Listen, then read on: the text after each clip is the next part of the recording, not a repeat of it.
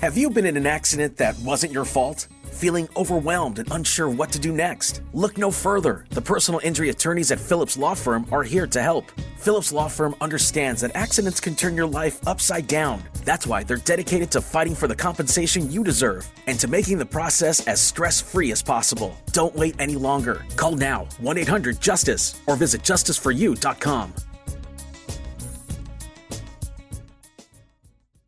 Whether you love true crime or comedy, celebrity interviews or news, you call the shots on what's in your podcast queue. And guess what? Now you can call them on your auto insurance too with the Name Your Price tool from Progressive. It works just the way it sounds. You tell Progressive how much you want to pay for car insurance, and they'll show you coverage options that fit your budget. Get your quote today at Progressive.com to join the over 29 million drivers who trust Progressive. Progressive Casualty Insurance Company and Affiliates. Price and coverage match limited by state. Hey, this is BJ. Thanks for listening to our show's podcast. If you're a fan of all things geeky, you should check out my other podcast, BJ Shea's Geek Nation. We have new episodes every day, and you can check it out at bjgeeknation.com. Your home is going into foreclosure and you feel like a financial wreck.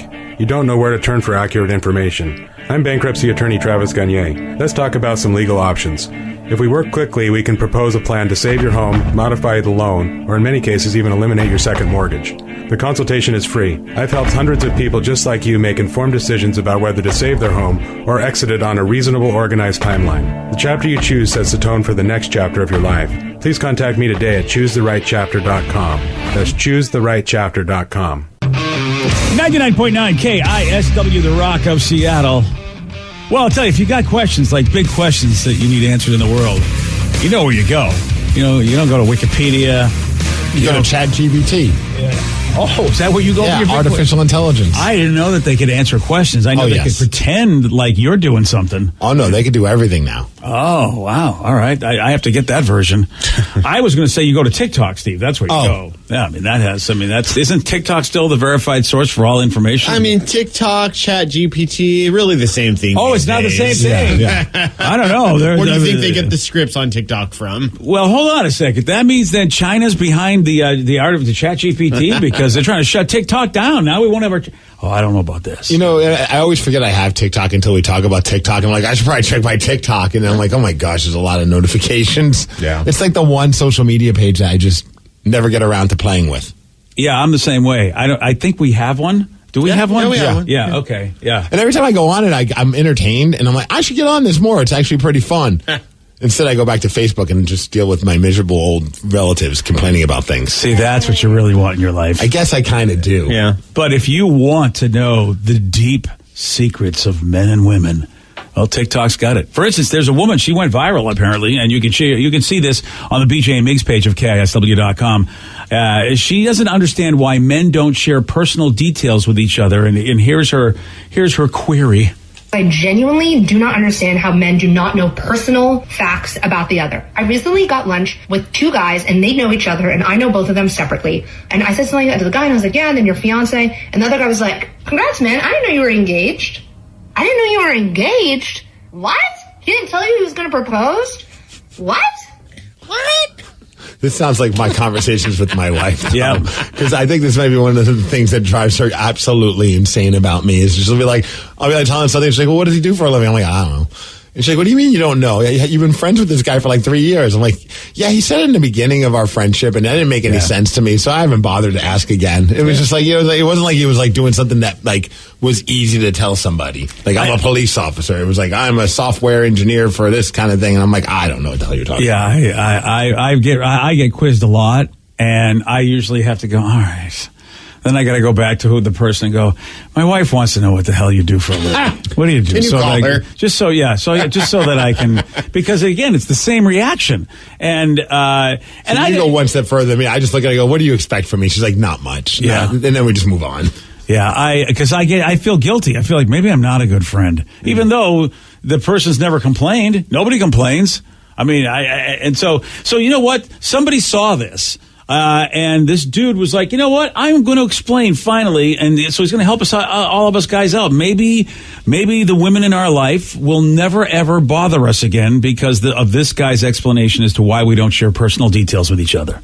Pop culture loves to portray men as being very simple and shallow, like we'll get together and we'll just talk about sports all day. We'll never get into anything about our personal lives. And I guess women don't realize there's a reason for this. From birth, it was my understanding that the most noble thing you can do as a man is not be a burden on other people. It's not a burden to talk about sports or video games or our Warhammer figures, but it is, in our perception, a burden to talk about our jobs, our relationships, and so on. So the arrangement you wind up with is, because I like you, I'm not going to burden you.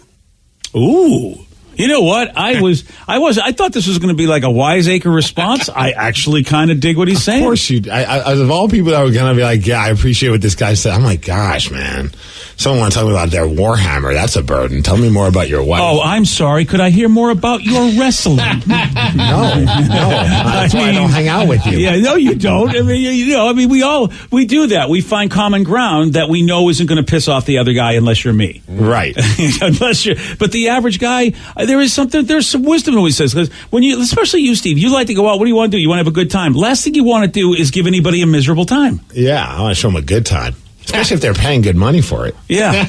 I feel like that really kind of does sum up. It's like dudes get together and they just go, look, I'm not gonna, we're here to have fun. Oh yeah. And maybe that is a wiring it like make sure you're fun, make sure you're not a pain in the ass.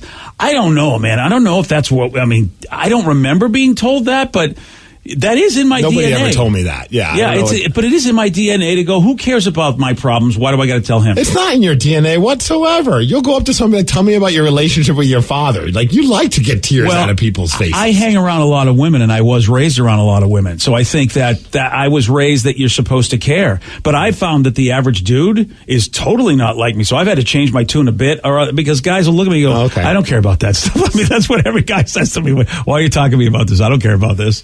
And Warhammer is not like a euphemism for anything, right? No, it's a geeky thing. Little miniature figures. I know what it is. Oh, you do? I didn't. Oh, pardon me. I mean, wow. I didn't know what it was. So very good. What's wrong with you? Oh, Warhammer. It's another geeky thing. It's tabletop gaming, basically, with little figures, figurines, and people paint them. And and then they have good fights with them too, man. Yeah.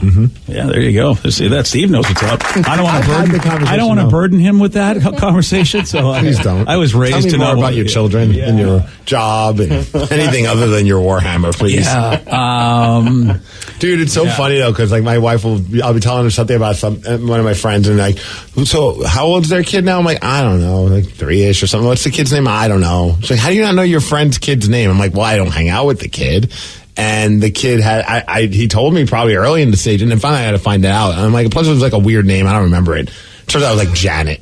And I'm like, wait, that's the weird name? Janet. I was like, very, very weird name. Man. It was like Mary. It was something very like basic and easy to remember. That. Yeah. Yeah. Well, you know what guys do though, and I don't know if it's something that happens as you get older, but and see if your father does this and anybody that you know, Vicky or Dad.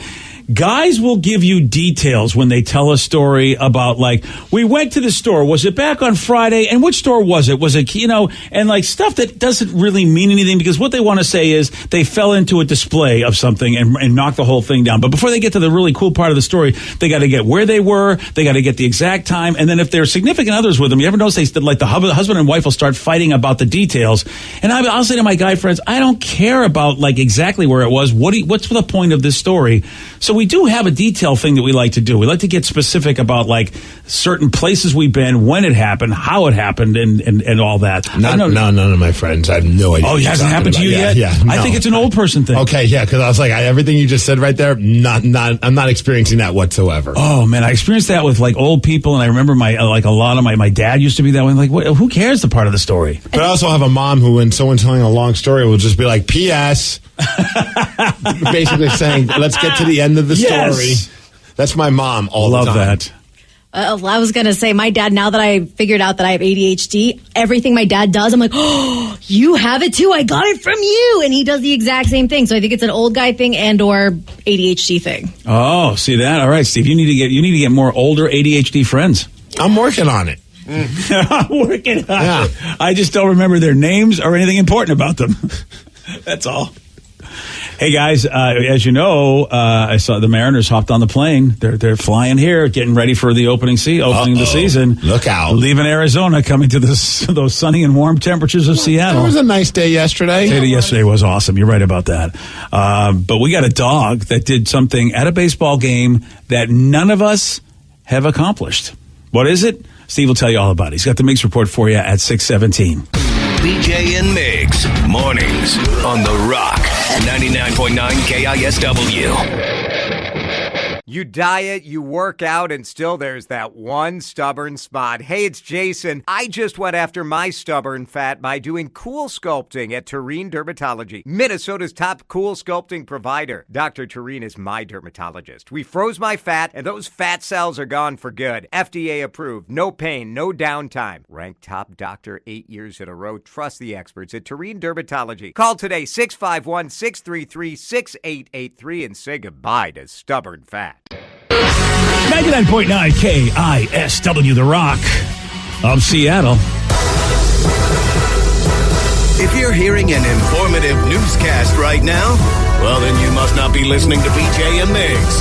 Live from the KISW News Center in downtown Seattle, this is the Migs Report.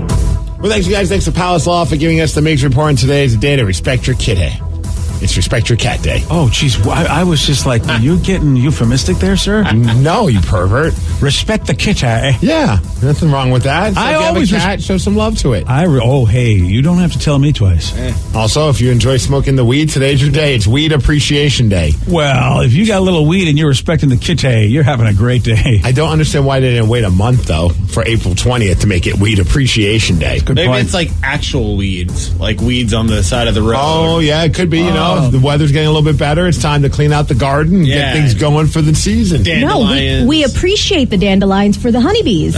Do we? Yes, it is Speak good for to have. yourself. I like the bees. Wait, okay? what do the dandelions have to do with it? They help the bees? Yeah, all those the wildflowers and stuff, they're actually really good for the bees. Yeah. Oh, it's like us when we carb up. It's good for us, so we can enjoy our day. They eat dandelions. Yeah, okay. They carb up. Oh, I see. Yeah. That's good. All right. It's all okay. Rock, thank you. Do they have any terramana on the way as well? Oh yes, that's inside the flowers. It's all. That's where they make terramana from. The plants that God has given us. Then the God that is the rock gives us terramana. It's all relative. He's a rock god. Yes. All right. It's also National Something on a Stick Day. So do what you want with that. So there's a lot of great stuff. I know you can have a corn dog.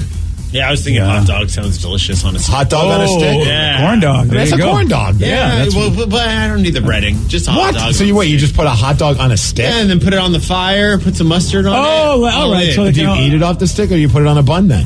No, I'd eat it off the stick. Oh, I've never seen people do that. I mean, people campfire barbecue, but then they throw it in a bun. Caveman Danny, that's my name. Whoa. Savage. Who goes to a campfire and doesn't bring the buns? Though, you know how they have the 10-pack of hot dogs, 8-pack of buns. I mean, 2 of them are like I can't believe we didn't bring out the most important one. That's the good old dingleberry. Oh, Dingleberry's awesome. Season's about to start. Chocolate-covered strawberries on a stick. Yeah, but don't. You're right. Dingleberries are fantastic. Don't forget teriyaki. Teriyaki on a stick? Well, chicken. Yeah, you never get the skewers. I don't do that. I don't laugh with that, man. I don't do that on stick day. Yeah. You will do it. You'll respect the kitty, and you'll respect the stick. I'm not putting my teriyaki on a stick. You're not going to have to put it on a stick. I want to have it on a plate on top of rice. I can't believe you respect the kitty, but you don't respect the stick. Yeah, hot dogs don't put their chicken on a stick. You wouldn't be here if not for the stick and the kitty. Respect them both. All right, Vicky, which kind of thing are you putting the stick on? Tornado potato. What the hell is that? What? It's where they basically spiral a whole potato, like an entire potato, and put it on a stick, deep fry it, and then they put whatever seasoning you want on top. Where do you get this? Usually at fairs and festivals. I've and never stuff. seen this before. Oh, it is phenomenal. I had one in Ballard. It's just all potatoes? Oh, it's a whole potato.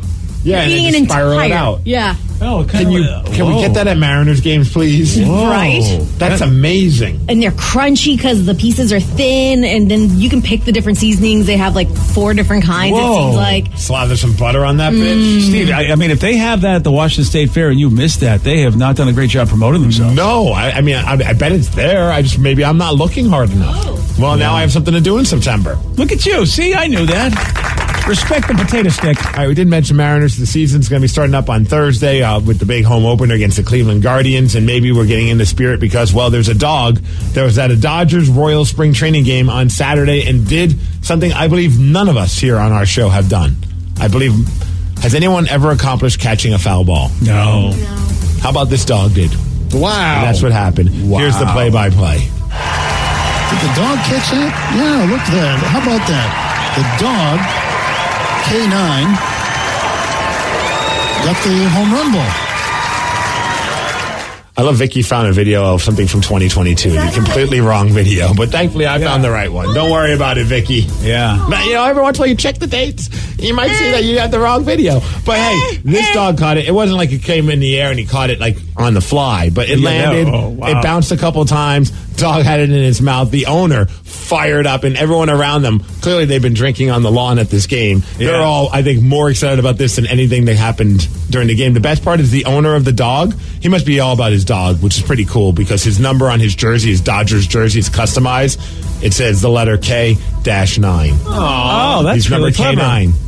Dude, I didn't realize that in some of these spring training stadiums they have lawn seats. That's really fun. It's kind of like at the Tacoma Rainiers. They have that lawn section as well. I don't think I realized that either. And I believe, or is it the Everett Aqua Sox? I think Everett might be the one that has the lawn. I'm not sure. I've seen a ton of places because they're like a lot of times they'll bring out like little blankets and they had just people just hanging out. That's awesome. Yeah. And it's and it's slanted so that you can have a view, like you can watch the game. The guy behind you can still see it too. Yeah, sitting in the outfield and you're just sitting on the grass. Oh, that's not bad at all. Yeah, I mean that's part of why I want to go to a spring training.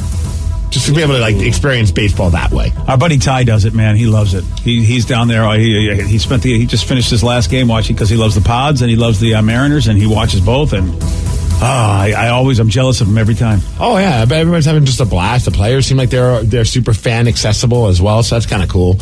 Speaking of fans, and maybe this fan should not be as accessible to Banks because he's in trouble for being a bank robber. Every town has their super fan. I think about the Seahawks games. You see people wearing all the crazy makeup and all that kind of stuff, or a guy dressed as the Incredible Hulk, or even Big Low. Shout out to Big Low, our Seattle super fan. Oh yeah. So the Kansas City Chiefs, they have a super fan. He's called Chiefsaholic. I don't know if you've seen him. He's dressed like a wolf. Oh, I don't think I have seen. He wears crazy Zubaz pants and he's always got a bright. He's got the bright pants. He's got the full-on wolf costume with the face, so you don't even know who this guy is. Yeah, man. So he goes to the games. He goes to a bunch of charity events. He's been to Patrick Mahomes events. He travels. He's going everywhere to see this team, right? Well, apparently people are now starting to realize because everyone's like, how the hell do you have all this money to do this? Apparently, and this is the making for a great Netflix sports documentary, he was robbing banks, or at least one bank for sure. Wow. Really? That's how he got all the dough to do what he wanted to do in life? They say do what you love. They say that at one point, he was traveling, and it looks like he might have robbed a bank on the way to go to one of the games. There you go. It wasn't even in Kansas City where this happened. It's a work trip. So, they're trying to figure it all out. And when I try and say they're trying to figure it all out, at some point, he also cut his ankle bracelet, and he's now on the run.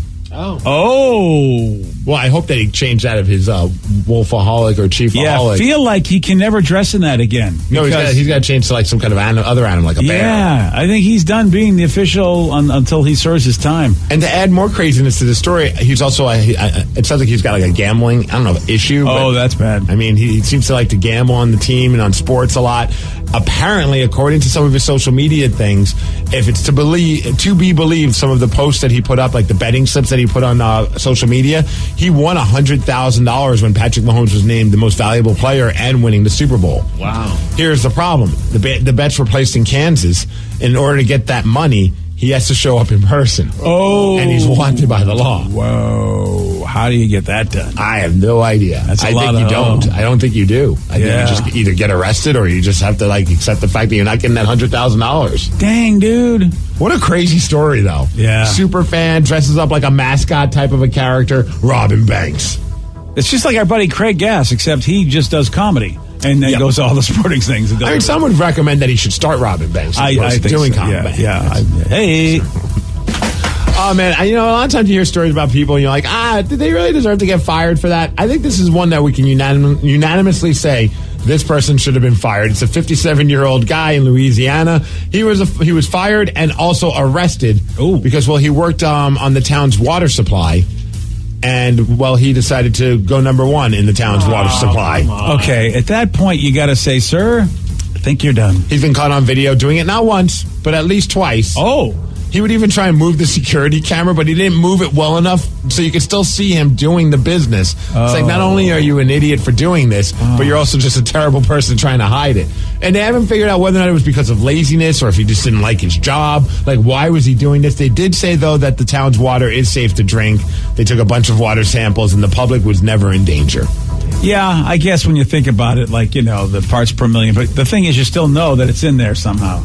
Yeah. It's like when you're swimming in the ocean, you kind of know what's up. And when you pull that guy in the office, you're like, dude, do we need to have a conversation? Do we need an exit interview? Can you just leave? I feel like if you get arrested, that's probably a good reason to get terminated. Yes. Yeah. Yesterday, I am so glad I didn't fork over the money and re-sign up for Disney Plus or ESPN Plus. Oh, really? Because in order to watch the Kraken game last night, you needed to have Hulu or you needed to have ESPN Plus. Oh, you didn't want to watch it last night? You didn't want to pay for that? No, I did. And I was about to. I'm saying I'm glad I didn't, because why would I want to watch a team lose 5-1? Yeah. This is exactly what happened yesterday against the Minnesota Wild. Oh, I thought you'd want to watch that and pay. I thought you want to pay for that. I was so close to doing it. I'm like, you know what? I'm just going to let this one go. Yeah. I'm going to check my phone. I'm going to put it on the radio a little bit, listen when I can. And I'm just going to accept the fact that I can't watch this game on television. Who was behind the pipes? We don't need to talk about that. Oh, damn it. No. There's Grubauer. Oh, Groovy. It's like one step forward, one step back. One step forward. Yeah. Joey DeCorder was playing really well, and then they had to send him back down because Groovy's better. Groovy comes back, has a phenomenal game over the weekend against Nashville. Yeah. So, it's just, man, they just suck against the Wild. I think this is the first time they've scored against it, it feels like. It's just like, I know that's not a little over-exaggeration, but it's just not a... that was just and that's a team that we'll probably have to get past at some point. They're a good team. Yeah. My friend Chris, who's an Avalanche fan, he was like, he texted me, he's like, it looks like Groovy's trying to not do everything in his power to not play the Avalanche in the first round of the playoffs. Maybe that's the case. Because I want to see his old team. Right? It is. Steve, you said it before. A goaltender can take you far, and then on the other side, and it keeps teasing us, because that game in Nashville was he played really well. He was playing solid, and I'm thinking, man, this is a very good time for Groovy to get his crap together. And he hasn't been a terrible goalie this year. It's not like last year where it was frustrating, but it's still not. This is not the type of goaltending you need when you're going into the playoffs. Well, let's hope he becomes a hot playoff goalie. Yeah, or sometimes Jones. Who knows? Maybe or somebody. I don't care who the hell it is. Yeah, honestly, it could be DeCord. We've heard of people. It could be my buddy Heavy. It could be Steve Miggs. It could be me. I'll call you up. I haven't played hockey in over a year. I feel like I don't know if it's going to go well with me. Sometimes be hot. Sometimes when I watch Groovy, it feels like he hasn't played hockey of the year. Well, they play the Ducks this Thursday night at home. A 3-game homestand, hopefully. Well, they should beat the Ducks. They should. I know, they should. Minnesota, okay, they're a good team, so at least you go, all right, well, they're a good team, but we should beat the Ducks. The crazy thing with Minnesota is that they haven't been playing with their star player, Kirill Kaprizov, and they've been phenomenal without him. They're 6-1-2 without him. Oh, boy, that doesn't make you feel good. They're just a really good team. Yeah, other players are stepping up. We need that, too. You mean like the goaltender? Yeah. Yeah, Flower. Marc-Andre Fleury. Alrighty. Oh, I see what you did there. That's his nickname. Yeah. I don't know what I did there. Oh, I didn't know that was his nickname. I thought Fleury was flower in another language. Is it? I don't know. They call him the Flower. Oh, I wonder if it's because Fleury is flower in a different language. That would be actually a really cool nickname. I don't know. I thought you were being fancy with your French to English. No, not fancy at all. I'm just saying what his nickname is. If it's spelled Fleur, it means flower in French. That's why they call him Flower. Well, then he's got the Y after that. But it is. I thought that maybe was he's the flowery. too. Maybe flowery. He's flowery.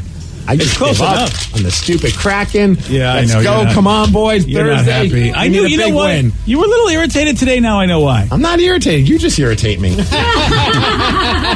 far as weather, 59 degrees, going to be cloudy. Thanks to Beacon Plumbing, Heating, Septic, and Mechanical for giving us the Migs report. Oh man, it is. I mean, it is funny because I feel like if they had a win, it would be first. You don't want to put. You don't want to put any meat on your skewer. You don't want to have your teriyaki that way. But now I know why. The Kraken let you down. That's why I don't want meat on my skewer. I knew it. That's why you're disrespecting the stick. Okay. I mean, you know what? For the sake of ending this conversation, you're right, BJ. There we go. But you know what, dude? I mean, we all had high hopes, and it's getting frustrating as we're getting to this part of the season. Like, oh my God, no! I mean, we'll get in the playoffs probably, but. Yeah, I still have high hopes. I'd like to see Burakovsky come back. That's the guy that is a difference maker for the Kraken. Has been gone forever, and he's skating with the team. So possibly they're just kind of taking their time because they're like, you know what, we're not desperate for him yet. Let's make sure he's 100% before we put him back out on the ice because that guy will definitely help the team. So I still have a lot of optimism, but it's just frustrating when you have another game like that yesterday. Yeah, now I think at this point. Boy, I feel like, there's probably, 9 or 8 games left in the season? It's about that, yeah. Yeah, so at this point, you go, all right, what are the chances are we're going to get, we're going to overtake anybody in the top 3 spots? We'll probably just be a wild card because I don't think anybody's going to be able to take that from us. No, right now we got the top wild card spot. Yeah, which is nice. So I mean, maybe and that means we take the 2 seed on if we're the number 1 wild card, and because the number 1 seed takes on. Is that how that goes? I don't know. Yeah. All right. Well, you know what? Hopefully we play we're playing one of the better teams. So I don't know how that works out, but that might be better for us because we can't beat a lot of teams. So. I don't know if I want to play the Kings. I don't know if I want to play the Wild. I don't know if I want to play the Jets. A lot of teams I don't know if I want to play, Steve. I want to play them all. Maybe the Bruins. Okay. Yeah. Well, a miracle needs to happen for us to play the Bruins in the playoffs. Can we play them in the first round? Why not? We did okay. That's not how it works. Damn it. All right. Hold on a second. Oh, I did this to my own computer. And now, there we go. All right. Sorry about that. Yesterday, Steve. Yeah? Oh, yeah. Yesterday, Steve did get this one right. A skilled player of which game is often referred to as a grandmaster? Tennis. No.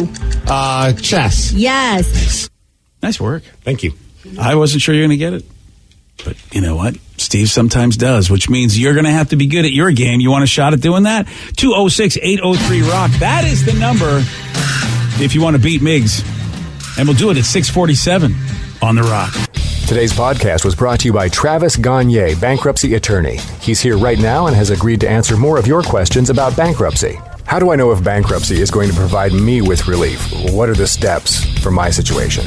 There's so much information out there about bankruptcy with the internet and what people have heard from friends and other people that they've talked to about their financial issues or bankruptcy. There's also a lot of bad information out there or urban legends about bankruptcy. In order to determine whether bankruptcy makes sense for you, you need to talk to an attorney that's experienced in bankruptcy. So in order to determine whether bankruptcy makes sense for you, you should talk to an experienced bankruptcy attorney. And my job is not to convince you to file bankruptcy. My job is to help you to make that decision and have all the facts so that you can make an informed decision about whether bankruptcy makes sense for you, what benefits it's going to have for you, and what the downside of filing bankruptcy is. Thanks, Travis. If you have more questions about bankruptcy, you can reach out to Travis anytime at choosetherightchapter.com. What you watch depends on what kind of mood you're in. Sometimes you're craving comedies like Friends or South Park, and sometimes you're more into dramas like HBO's Succession and House of the Dragon. There's also cooking shows like Chopped and Beat Bobby Flay, and even movies like The Lord of the Rings and Shazam! Fury of the Gods. Well, Max is the streaming destination that has the best of entertainment for whatever mood you're in anytime. And plans start at as little as $9.99 a month. Max, the one to watch. Subscription required. Visit max.com. Give dads and grads the gift of relaxation with Hand & Stone Massage and Facial Spa. Dads and Grads Season Ticket to Relax offers $30 off a massage or facial gift card or $70 off a massage and facial gift package. With 8 Seattle area locations, it's easy to find the one nearest you or explore exclusive online gift card sales. Let Hand & Stone help dads and grads restore, relax, and reset.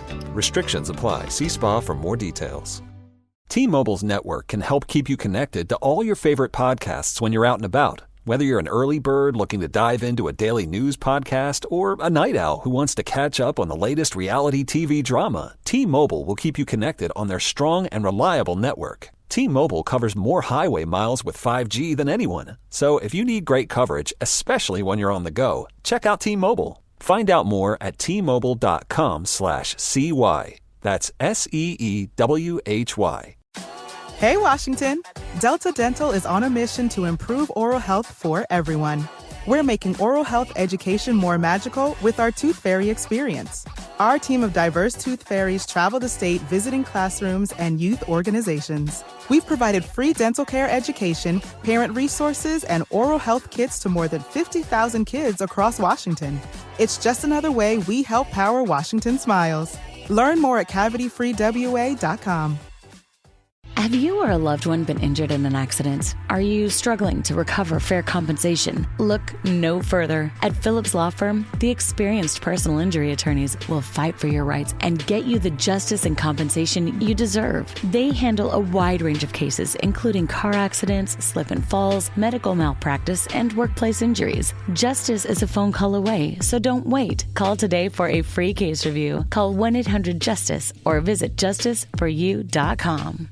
Whether you're driving, cooking, or doing laundry, Progressive knows the podcasts you listen to go best when they're bundled with another activity. Much like how their Progressive home and auto policies go best when they're bundled. Having these two policies together makes taking care of your insurance easier and could help you save, too. Customers who save by switching their home and car insurance to Progressive save nearly $800 on average. That's a whole lot of savings and protection for your favorite podcast listening activities, like going on a road trip, cooking dinner, and even hitting the home gym. Yep, your home and your car are even easier to protect when you bundle your insurance together. Find your perfect combo. Get a home and car insurance quote at Progressive.com today. Progressive Casualty Insurance Company and Affiliates. National average 12-month savings of $793 by new customers surveyed who saved with Progressive between June 2021 and May 2022. Potential savings will vary. Hey, this is BJ. Thanks for listening to our show's podcast. If you're a fan of all things geeky, you should check out my other podcast, BJ Shea's Geek Nation. We have new episodes every day, and you can check it out at bjgeeknation.com. Your wages are being garnished. We can stop that now. It's hard enough to pay your bills when things are good, let alone when a big chunk of your take-home pay is gone before you even get your check. I'm bankruptcy attorney Travis Gagne, and I can stop the garnishment and get the creditors off your back immediately, often the same day as our consultation. Both Chapter 7 and 13 provide bankruptcy relief, but choosing the right chapter is crucial. In a free consultation, we can create a plan to get your finances back under your control. The chapter you choose sets the tone for the next chapter of your life. Please contact me today at choosetherightchapter.com. That's choosetherightchapter.com. 99.9 KISW, the Rock of Seattle. We got a great trip for you. You can go to San Francisco to see Iggy Pop on April 22nd. Very simple, man. All you gotta do is listen. That's it. Yep. The more you listen, the more chance you get at winning, BJ. Every hour is an opportunity for you to get another entry into this contest to see Iggy Pop live in San Francisco. We'll fly out there, give you the hotel. All you have to do is log in and listen to KISW on the Odyssey app, AUDACY, Odyssey, or listen to us on KISW.com. That's it. Every hour, another entry. You just gotta listen. You want all the info? You know where to go. KISW.com. Let's play Beat Migs. It's time to play the game. So everybody scream his name. Beat Migs. Don't be a loser. Whoa. Beat Migs. You're a loser. Well, happy Tuesday, everybody. Yeah. It's going slow. We're getting lunch today. We're getting free lunch. Oh, okay. That's why you're excited. I'm very excited. Free lunch is the best lunch. Yeah, buddy. Peach all excited. Like, we have a meeting today. I'm like, okay, it's a meeting. Calm down. You know how I look at it? Like lunch. That's what it is. Here's what it is. It's like, if you guys ever done a timeshare? Where you've had to sit down and like they give you something free. Yes. But you got to listen to a big speech. So they're giving me a lunch, but I'm going to have to listen to a couple of speeches from the higher ups. But it's like, all right, well, it's like a timeshare. I'll listen to your speech, but I'm not buying anything. But I will take the free lunch. Yeah, I usually stay away from those timeshare things. Do you feel like you might actually accidentally kind of get sucked into it and might actually sign up for it? That's why I don't do it. No, I'm pretty positive I would just be sitting there going, hurry up and finish this stupid presentation so I can get my free chocolate. Yeah, Vicky, I'm like you. Yeah. They make it sound like, why wouldn't you want to do this? This is also why I don't gamble. Yeah. Because I think I can win. But the whole time when you're thinking like that, because I understand that, I would be thinking also about all my buddies that have said, I got to get out of this timeshare. Yeah, fair enough. Yeah. Yeah, that's the only thing. That's why, Steve, you got to remember that and get the free lunch. Okay, well, moving on, we do have a game to get to, and we're going to see who wins. It's Jeff from Puyallup against Steve. Jeff, are you there? Hey, buddies. Hey, there he is. It would be funny, though, if our important person that's coming, one of our big bosses, actually is trying to sell us timeshares today. And we're like, what the heck?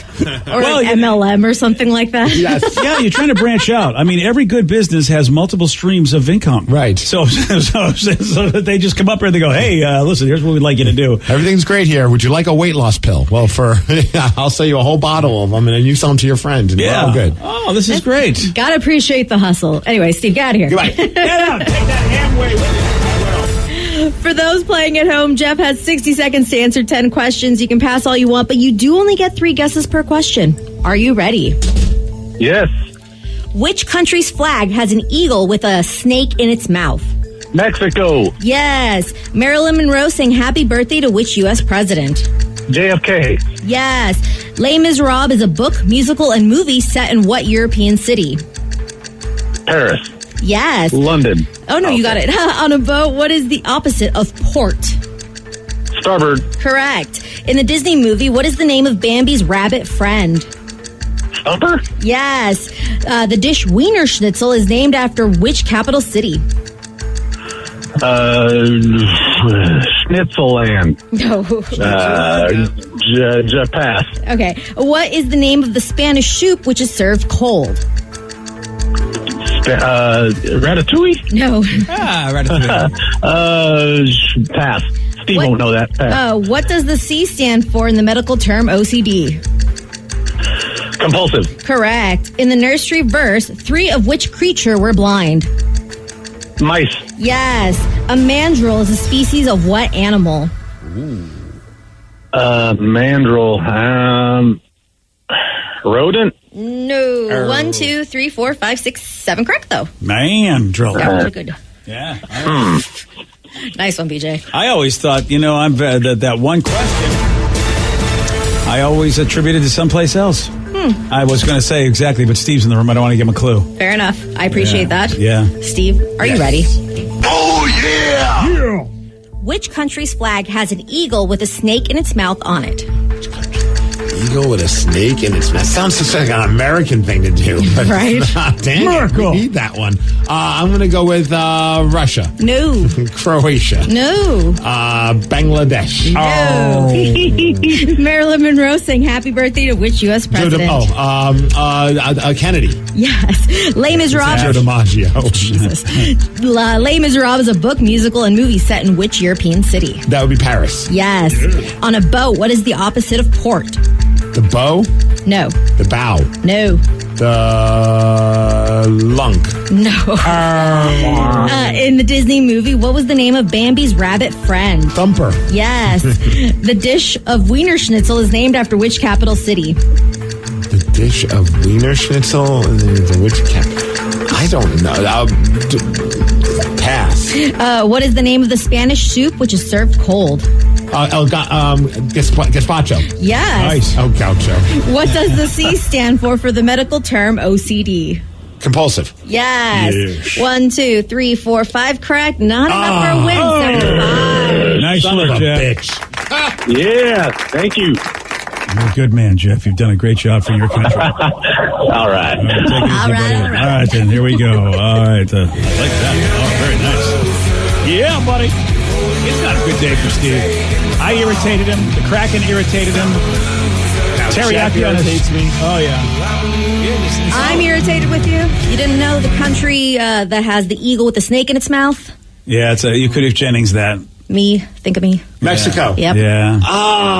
You Such go a badass flag. You know what? I forgot about ever that. paid attention to the flag. But why is the eagle eating that? Like, we have an eagle, but Mexico goes, you know what? That's not strong enough. We're going to eat a snake while we have our freedom. The too long didn't read was there's a tribe that their sign from their gods was you have to find an eagle on a cactus with a snake in its mouth, and that is where you're going to settle, and that is where they built Mexico City. Mexico City was basically swamp.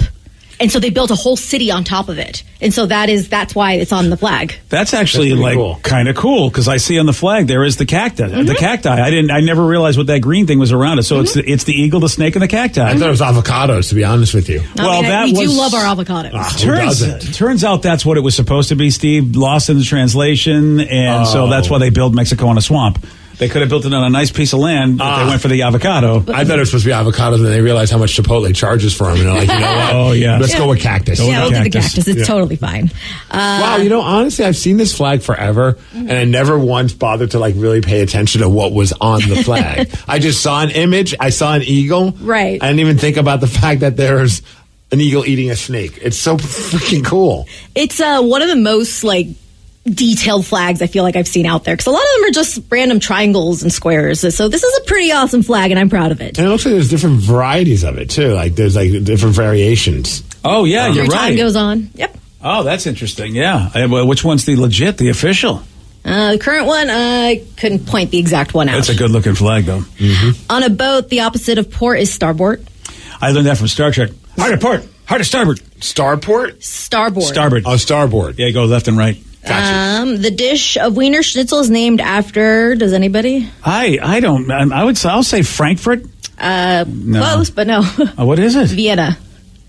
Oh, Wiener. Oh, Vienna. Mm-hmm. Oh man, I would never have got that. Yeah, I couldn't think of any town. Yep. There was 2 that you did not get to in the nursery verse. 3 of which creature were blind. Mice. Yes. And a mandrill is a species of which animal? A mandrill? Mm-hmm. I'm going to go with a bear. No. A horse. No. Liger. I wish. No. Is it a bird? Did you say a bird already? Mm-mm. No. It's a monkey. Uh-huh. Oh, right. Mother of pearl, I should have known that. We learned a lot today. Yeah, I'm very we did. excited. Welcome to school, Vicky. Yeah. She's your teacher today. Oh, God, I'd be kicked out. Yeah, you so would. quick. Yeah, you would. You'd be very inappropriate. You'd probably be arrested for doing things you shouldn't be doing and saying things you shouldn't be saying. Saying bad things, yeah. Hey, the AI is taking over, Steve. Your Skynet is here. I've been warning you guys for years. You have. And for years, you guys was like, oh, no, that's so far in the future, you don't have to worry about this. Now, all of a sudden, with all this chat GPS and all these artificial intelligencers, we're screwed, guys. Well, you're no longer an influencer. You're an intelligencer. Yes. So there's an AI program that analyzed 400,000 customer reviews for 6 airlines. I love this because if AI is the reason why people change things, even though customers have been complaining for years about how, airlines, it's that industry, I don't know, man. I feel like there's so many complaints about that industry.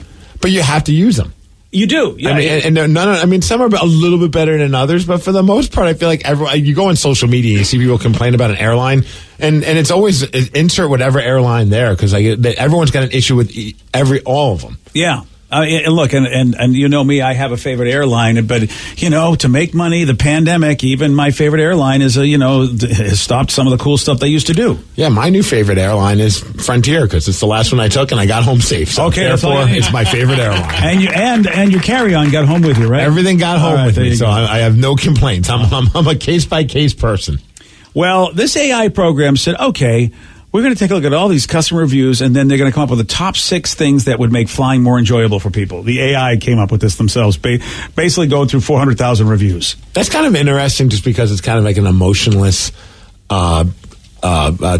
They're not getting all caught up by all the reviews and the emotions of it. They're just okay, factually, this is the problem with airlines. Yeah, and I would say that all of these things are the reason they aren't this way. Money. It's always money. It's got to be.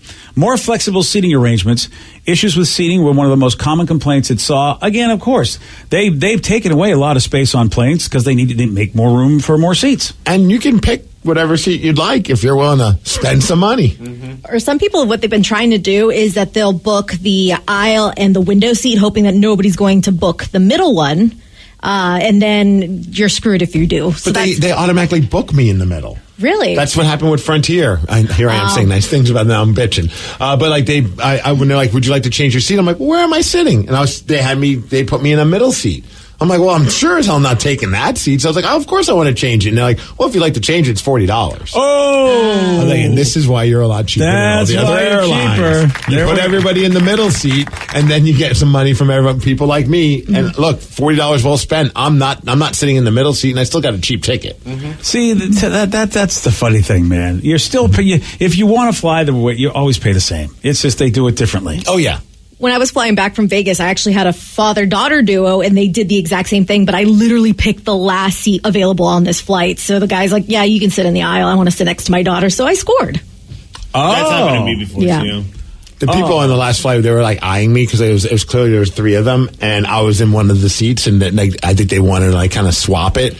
But the person was sitting in an aisle seat, and I'm sitting in a window, and I just kind of like looked at them, and I'm like, no, there's not a chance in hell. Like, you guys could just talk over the little space between the two of you. Like, well, that's the spot to get. I mean, now you get aisle if you're a couple. Yeah, it's not bad at all. Then you got so much room between you. You've got that whole. I mean, I think the aisle seat is legit. Because I also have to use the restroom a lot. That's true. But if you're traveling with two people, aisle is better than any seat, middle seat. It's crazy. They charge by the minute for the bathroom too. Now it's nuts. Oh, again, that would be hilarious. Do you have to bring your own toilet paper too? Might as well. Right. How about this one? Self-cleaning bathroom, since you brought it up. I don't know how you do that. Is there such thing as a self-cleaning bathroom? I've never been in an airplane. Well, then again, I don't go to the bathroom much in an airplane, but the times I have, I've never been like disgusted by it. It's always been fine. They always ask you to clean up. They have there's a little sign that says, hey, clean up a little bit for the person that's going to come in next, which I do. I go, that makes sense. That's nice. I never had it like where I'm like, whoa, let me get out of this room. No, it's just wet. I feel like it's been wet everywhere before. You mean like you sat on the seat? And No, just like water and other things just like everywhere. Like the seat, that's not good. The floor, the little counter. Like the little sink area. Yeah. Oh, there was one bathroom. I think it was in Southern California I went to, and it just reeked. It was disgusting. Okay. That was the one that I could not handle. No? Okay, well, maybe AI's onto something. But I think self-cleaning bathrooms, I wonder if they mean the ones that have that little plastic around the rim, and you push the button, and it goes, and it just changes to new plastic for your bum. Well, that could be part of it. I mean, they want them disinfected, and that would be part of it because those are new sheets that like the Chicago airport has those, and nobody ever did them. Like, I haven't seen too many other places that ever did the Chicago, like Vicky's talking about, where the plastic just rotates around the thing. Only Chicago, and then nobody ever. I think they were like, no, we don't want to do this. It's a pain in the ass. Maybe it just has like a little thing that just sprays everything in there, and it's just like, shh. I'm going to say something right now. Okay, what's that? And you know what? We have we have our high-ranking officials coming today. They have to take a plane, and I think they will appreciate this when I say this. If you're a dude, okay, because some of the high-ranking officials are women. If you're a dude, you should always sit when you're using a plane bathroom, because at any moment the plane bounces around, and you should always sit. No. Oh my God! You guys are such a-holes. You should sit that way. You'll never wreck the place. I have good aim. Yeah, not on a plane. Once wrecked the place. And honestly, you say that, and then I walk in, and then there it is. Plus, I mean, dude, sometimes those seats are too low. My knees aren't all that great. You have an excuse because you're a tall dude. Yeah, that's very uncomfortable. I mean, both ways are uncomfortable. Both ways. Yeah. And honestly, I'm more afraid of just getting a concussion because I have to kind of tuck my head and then go number one. It's like, maybe you should say it. I probably should. But I'm not going to, out of principle. Oh, I sit all the time because I one time didn't. Well, you sit all the time regardless of on your plane or not. Yeah, you're in the station bathroom you're sitting. Well, are you worried about turbulence? Yeah, you never know. We're on the 14th floor. The wind could be knocking us around, Steve. Although I got my Tatum all of a sudden walking in when I'm in the bathroom. She's like, Daddy, sit down. See, she knows what's up. Well, because for solidarity, she sits when she has to go potty, so she's like, you should too. I'm like, it's the only time I've ever actually sat down to go number one. I'm like, fine, my daughter's asking me to. Oh, so when your daughter asks you, you'll do it. Yes. But you know what? When I ask you on a plane for everybody, no, you got it. So maybe we have to have your daughter start working for the airlines. Well, if you looked as adorable as she does on a bicycle, you would listen to her too. Oh, I have to be on a bicycle, all right? Yes. I got to get a bicycle first. All right. Yes. Fair enough. There's a baseball player that was kicked out of spring training. So he was kicked out of a spring training game yesterday, and a lot of folks are going, this is the dumbest reason ever. I'll tell you what happened at 7:17 on The Rock. BJ and Migs, mornings on The Rock, 99.9 KISW. You diet, you work out, and still there's that one stubborn spot. Hey, it's Jason. I just went after my stubborn fat by doing cool sculpting at Tureen Dermatology, Minnesota's top cool sculpting provider. Dr. Tureen is my dermatologist. We froze my fat, and those fat cells are gone for good. FDA approved, no pain, no downtime. Ranked top doctor 8 years in a row. Trust the experts at Tureen Dermatology. Call today, 651-633-6883, and say goodbye to stubborn fat. 99.9 KISW, The Rock, Seattle. Many baseball fans are saying this is one of the most bizarre baseball ejections you're going to ever see happen. And, this happened yesterday during a Phillies spring training game, which is really wild to think anybody gets ejected during a spring training game. Like, they don't even matter, but but it happened. Phillies catcher JT Realmuto was ejected by home plate umpire Randy Rosenberg in the fourth inning of their game against the Blue Jays after a failed ball exchange. Have you seen the video of this? I have not seen this yet. I've only heard about what happened, but I haven't seen the video. It's funny because it's like, I guess like the umpires, JT thought he was going to be handing him the ball and putting it in his glove, like, okay, here's my glove, but he's not looking at the ump. But then he's waiting for a while, so he's like, I give up. Apparently, he was thinking the ump's going to throw it to the pitcher because he's already done that before. So he's probably in his head thinking, ump's not giving it to me, so he's doing it his own way. And then the ump threw it to him, but the glove already moved, so it hit the ground. And the ump just freaked out on him. Yeah, it's. I just saw the video now, and we have the audio. It's the play-by-play's being called, and boy, sometimes these umpires, man, I don't know. Oh, yeah. Holy. He threw Realmuto out of the game. Umpire probably thought that Realmuto was trying to show him up, and I don't think that was the case at all. Randy Rosenberg's a home plate umpire, and he threw out JT Realmuto because he missed his glove. Kimbrough says, I don't like that call. Now, here's the action right here. And the umpire felt like Realmuto took his glove out of the way, and I think Realmuto didn't sense that the ball was on its way, so he just figured the umpire was throwing it back to the mound. Now, on the prior exchange, the umpire threw it out to Kimbrough. So, all right, you don't feel the ball get nestled into your glove. So he wasn't even looking back at the umpire. He just pulled his glove down. It does look like the catcher's trolling the ump, like, give me the ball. Nope. Yeah. But do you think maybe was the ump maybe thinking, he did that to help, like, extend the time? Because I know they have, like, pitch clocks, but I don't understand how that doesn't make any sense, actually, as I say that out loud. Yeah, none of this makes sense. We always try to get into it. I will tell you this: the umpire is irritated about something. Power. Yeah, because he was quick. He was just like, F this, and so the umpire made a snap judgment of what he thought was going on.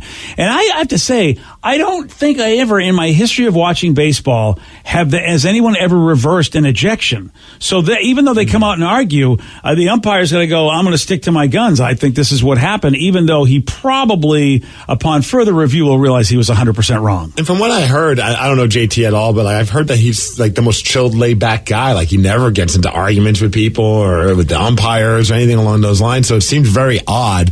But I mean, he does play for the Phillies, so maybe the ump just thought, hell, he's from Philadelphia, he's a jerk. Yeah, look, and I understand that. I support the umpire for that decision. Right. Yeah, JT said it's the first time I was ejected. It was a soft way to get thrown out. It is, but it's pretty awesome. At least you have a story. Yeah, look, at this point, that should be your thing. And every game training. You should be doing that. And it's spring training, so who's hurting? I know. That's why. Why is the umpire so pissed?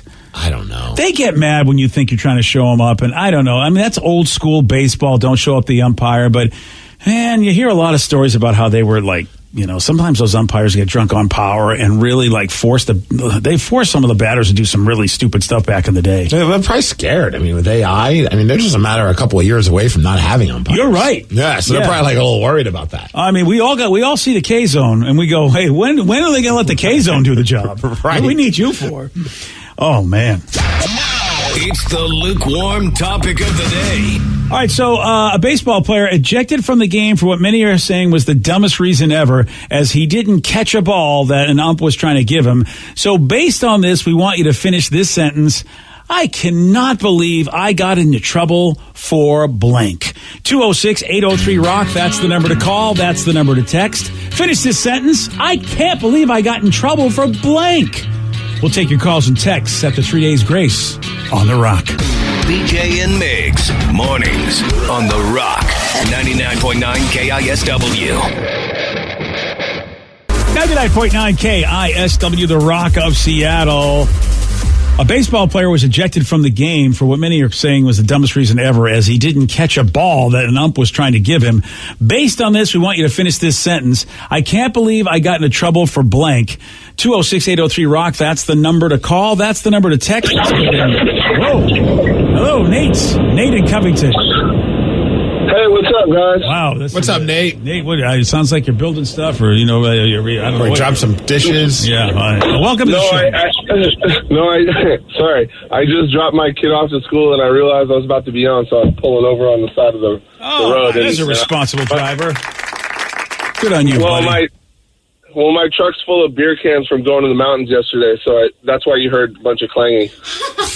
Okay, maybe you're not such a responsible driver. I mean, he's sober now. Okay, that's all that's important. And he didn't throw them out on the floor. He's actually going to go home and recycle them, correct? Teaching his kid about recycling. Correct. That's why they're still in the truck. All right. They're even in a bag ready to go. Right? Woo, look at this. See, it's just this story gets better and better. I love this. All right, Nate, what you got for us, buddy? When was the time you got in trouble? What was it for? All right, so check this out. Long story short, my parents divorced when I was super young. And in my high school years, about sophomore year, I decided, and my mom was not the most responsible person, but I decided, you know what? F you, Dad. I'm going to go live with my mom in Longview. I lived in Seattle at the time. Okay. Oh, wow. So my mom had no idea how to raise a teenager. Plus, I was already a bad kid. I was, running the streets. And so now I'm in this new town, and I got girlfriends because I'm like the new guy from Seattle or whatever. And anyways, while I'm there, you know what I love is like, so far this long story is so short. It's just fantastic. P.S. I'm working on it. So, but I played soccer and I made the high school team as a sophomore. I made varsity, and my stepdad and mom decided to go on a weekend vacation. And they were like, cool, we have this teenager who lives in the house. He can take care of the dog and blah, blah, blah, blah, blah. Yeah, blah, blah, blah, blah, blah. So, all right. But so Saturday morning comes and nobody had set up a ride to the soccer game for me. Okay. So fascinating. It's over, kids. It is over. The can of beer has landed on the gong. TLDR. We will wait for that version, sir. Let's check in with your son to find out what was ladies and gentlemen, the great Joe Genie, call screener to the stars. Oh, he's taking more calls right now. I thought this was one of his magic tricks to see how long it takes for that call to disappear. That was... Wait, what happened? Nothing. We just wanted to congratulate you on a great call. Doing a great job screening that call. Wait, Nate got right to the point. He did. It was fantastic. He was unbelievable. He said that I'm going to make a long story short, and he did what everybody does. He makes a long story longer. Oh, he didn't talk about that stealing his family car to go to a soccer game? Now, that would have been a thing. We were getting Just there. lead to that. Started with that one instead of talking about all the girls he banged. Because Yeah. he was a new What kid did all in the town. girls have? What did that have to do with the story? Because I'm a bad boy running the streets, banging all the girls. That's why. I'm a bad boy. And then he's going to bad boy. Here's the thing. Nate's then going to try to Banging tell all us the chicks. they got mad at me for taking the car going to a soccer game. They probably and like, dude, your reputation preceded you. You're banging all the chicks. You're the bad boy. You told your father to F off. You lived, and you got a stepdad who probably goes, I don't want this kid here. I mean, he's a bad boy, banging all the Dad chicks. to go F off. Yeah. Nate made no mention of women when I screened that call. Yeah, and see, I'm that's also good. disappointed because if he was a ladies' man, he could have at least given me a one-liner to use. Good point. You could have given me some tips. No, you're supposed to move to Longview. Yeah, move to Longview and run the streets. That's too much of a It's commitment. important. Yeah, there you go. Yeah, I'm not too sure I appreciate I don't think that was a good move going from Seattle to Longview. I don't think he wins there. Well, he's getting laid. Yeah, you're right. That's all right. I mean, That's a good point. I think he did a good job for his friend down there. All right, here's a big question. We have another caller. Yes. Do we trust him? Yes, 100% yes. All righty. Again, you have to get back on the horse, BJ. I can't believe I got into trouble for doing blank. Gordy in Marysville, you're on the rock. Gordy. All right. Wow. All right. You don't happen to have any beer cans in your car by any chance, do you? Do you have that? No, my man. I am good. All right, good. So, BJ, I grew up in your neck of the woods playing Babe Ruth baseball. Oh, yeah. Just outside of Worcester, Boston area. Nice. So, we were shelling this team one day. I mean, we were murdering them. Coach looks at me, gives me the single to bunt. Go up to the plate, looked over, gave me the single to bunt. The pitcher left me a hanging curveball. I tatered it. I mean, that baby went over the line like it was business, and I got benched for 2 games because I showed up to coach. Was it worth it? I showed up to coach. Yeah. Was it worth it? Hell yeah! Right? It was worth it. You gotta look back on life and remember that time you bunted. I know. That's boy. Yeah, the bunt that turned into a home run that got benched. And just to let you guys know, I'm the guy that rode that moose that we talked about last week. Oh, look at you. The moose guy. The guy who jumped in the back of the moose. Yep. You know what, Gordy? I had a fun life, man. The only thing that you could have done to add to your life is run the streets of Longview and bang some chicks. Otherwise, your life would say be Gordy hasn't. Yeah. Well, it's a good point. Gordy could do anything. Are you riding that moose right now, Gordy? You got rid of him. Yeah, he's gone. Sorry, man. It's fine. Hey, dude, he's got a moose to ride. He doesn't have time to talk to people like you. Out of context, someone just tuned in like, what? What's the backstory with this guy and a moose? What is happening there? Hey, Joey, say the rest of these people for listeners on the loose. There's a lot of calls that I can't wait to get to where they'll tell all these long stories. We'll do 1 for 2. Yeah, 1 for 2 is not bad. Hey, baseball, that's a great average. I mean, you're a multi-millionaire. Yes, you are. We got a woman that says she makes nearly $4,000 a day cleaning house. You're going to hear from her at 7:47 on The Rock. Today's podcast was brought to you by Travis Gagne, bankruptcy attorney. He's here right now and has agreed to answer more of your questions about bankruptcy. If I call Travis, will I actually see him or someone who works for him? Absolutely. When you come in to my office, when you first call in, my staff will try to help you with any basic questions that you have. I can give you a call back, but they'll usually try to schedule you for a free consultation with me, the attorney, and I'll meet with you personally. We'll talk about the basics of your case, and I'll take you through a question and answer session an interview that usually lasts about 30 minutes. We'll get the basics of your financial situation. I can answer your questions, and we can talk about whether bankruptcy makes sense, your non-bankruptcy options, and how bankruptcy could affect you, what the process is. Thanks, Travis. If you have more questions about bankruptcy, you can reach out to Travis anytime at choosetherightchapter.com. That's choosetherightchapter.com. Thanks for listening.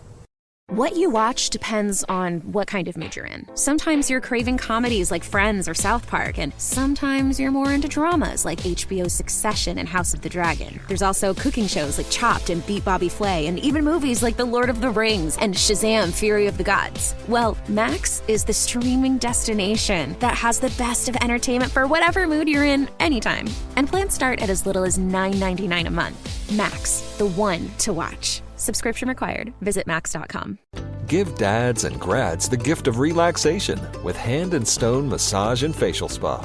Dads and Grads Season Ticket to Relax offers $30 off a massage or facial gift card or $70 off a massage and facial gift package. With 8 Seattle area locations, it's easy to find the one nearest you or explore exclusive online gift card sales. Let Hand and Stone help dads and grads restore, relax, and reset. Restrictions apply. See spa for more details.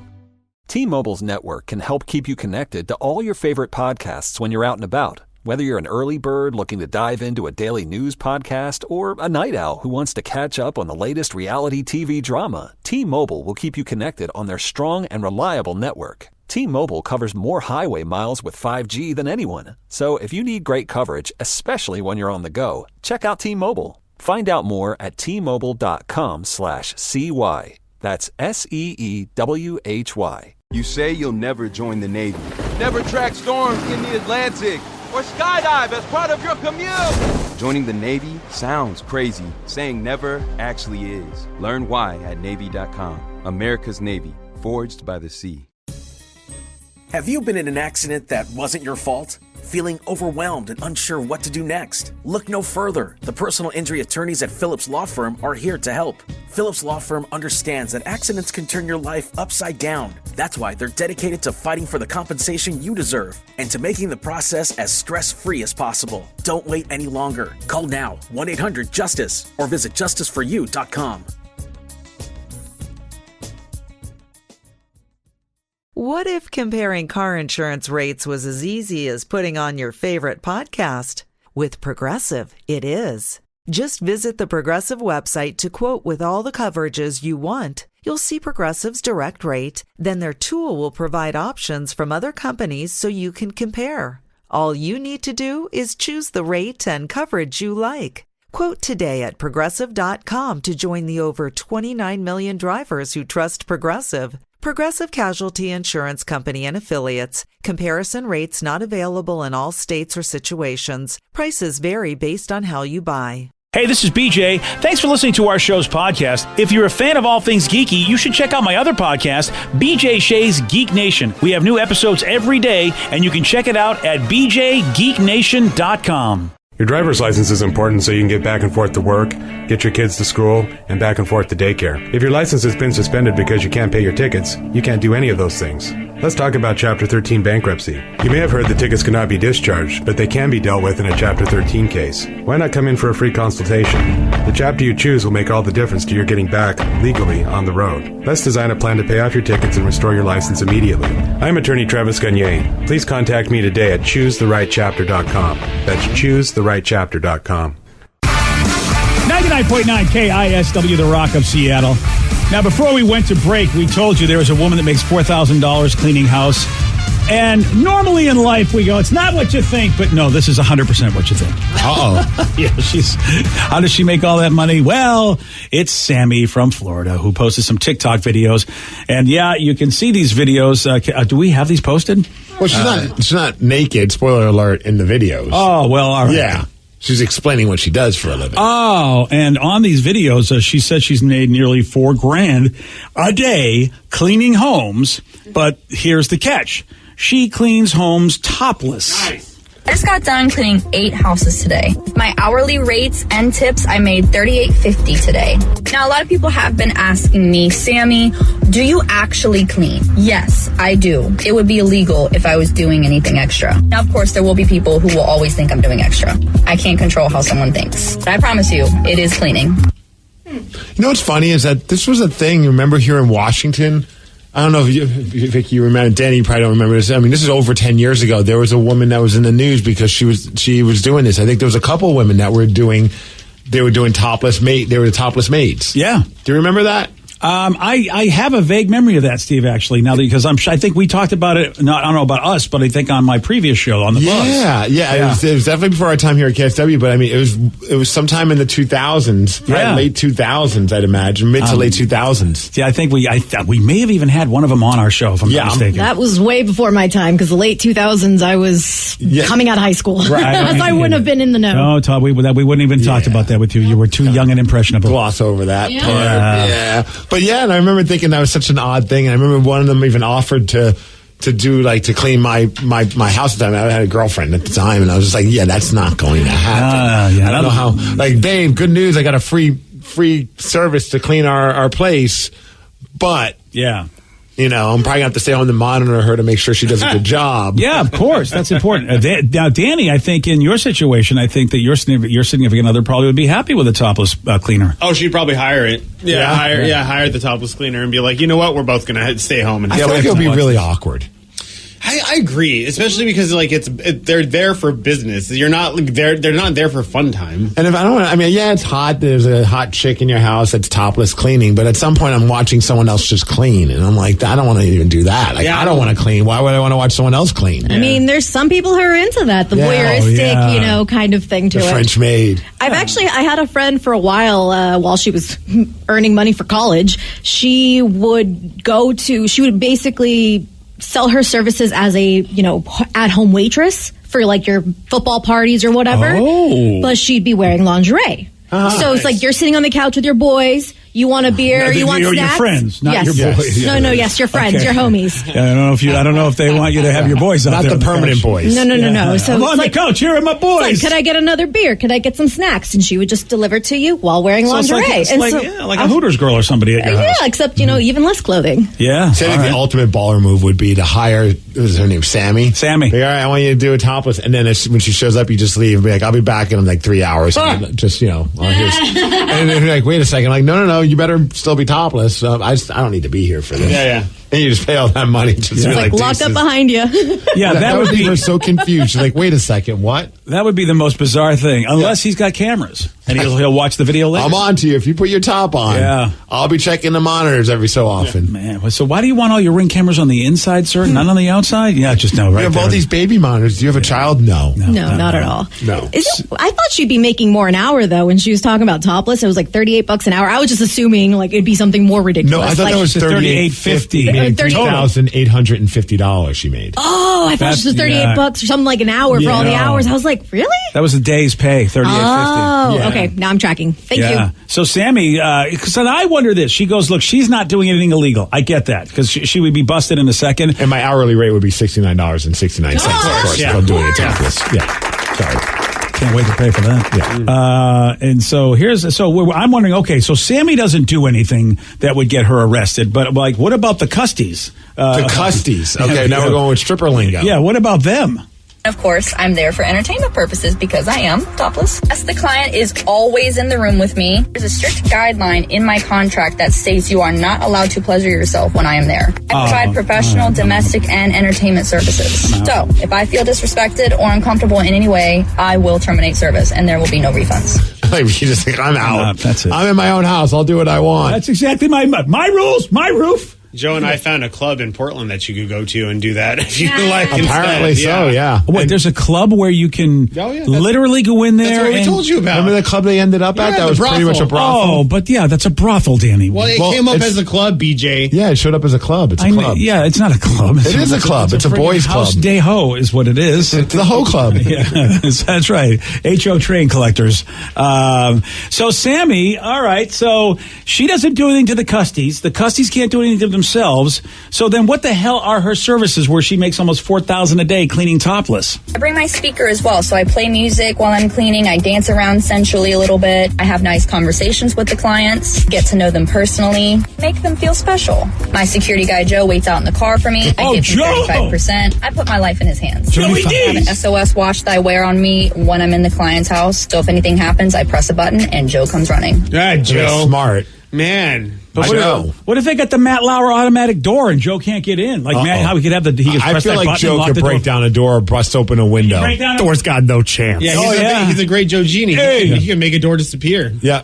I talked about being a bouncer yesterday too. Remember? That's right. I'll bounce that door. How about he gets 35%? She said. Is that what she said? 35%? 35%. He sits in the car watching videos? Well, I mean, for her safety, I bet it's worth every penny. That's I mean, she's putting herself in a really weird situation. Yeah, she is. Like, you're going to somebody's home. It's like almost a G, I think he's getting. Yeah. Yeah, about a G. She's going to someone's home. She's getting naked. She's dancing sensually. She's kind of creating like this weird vibe.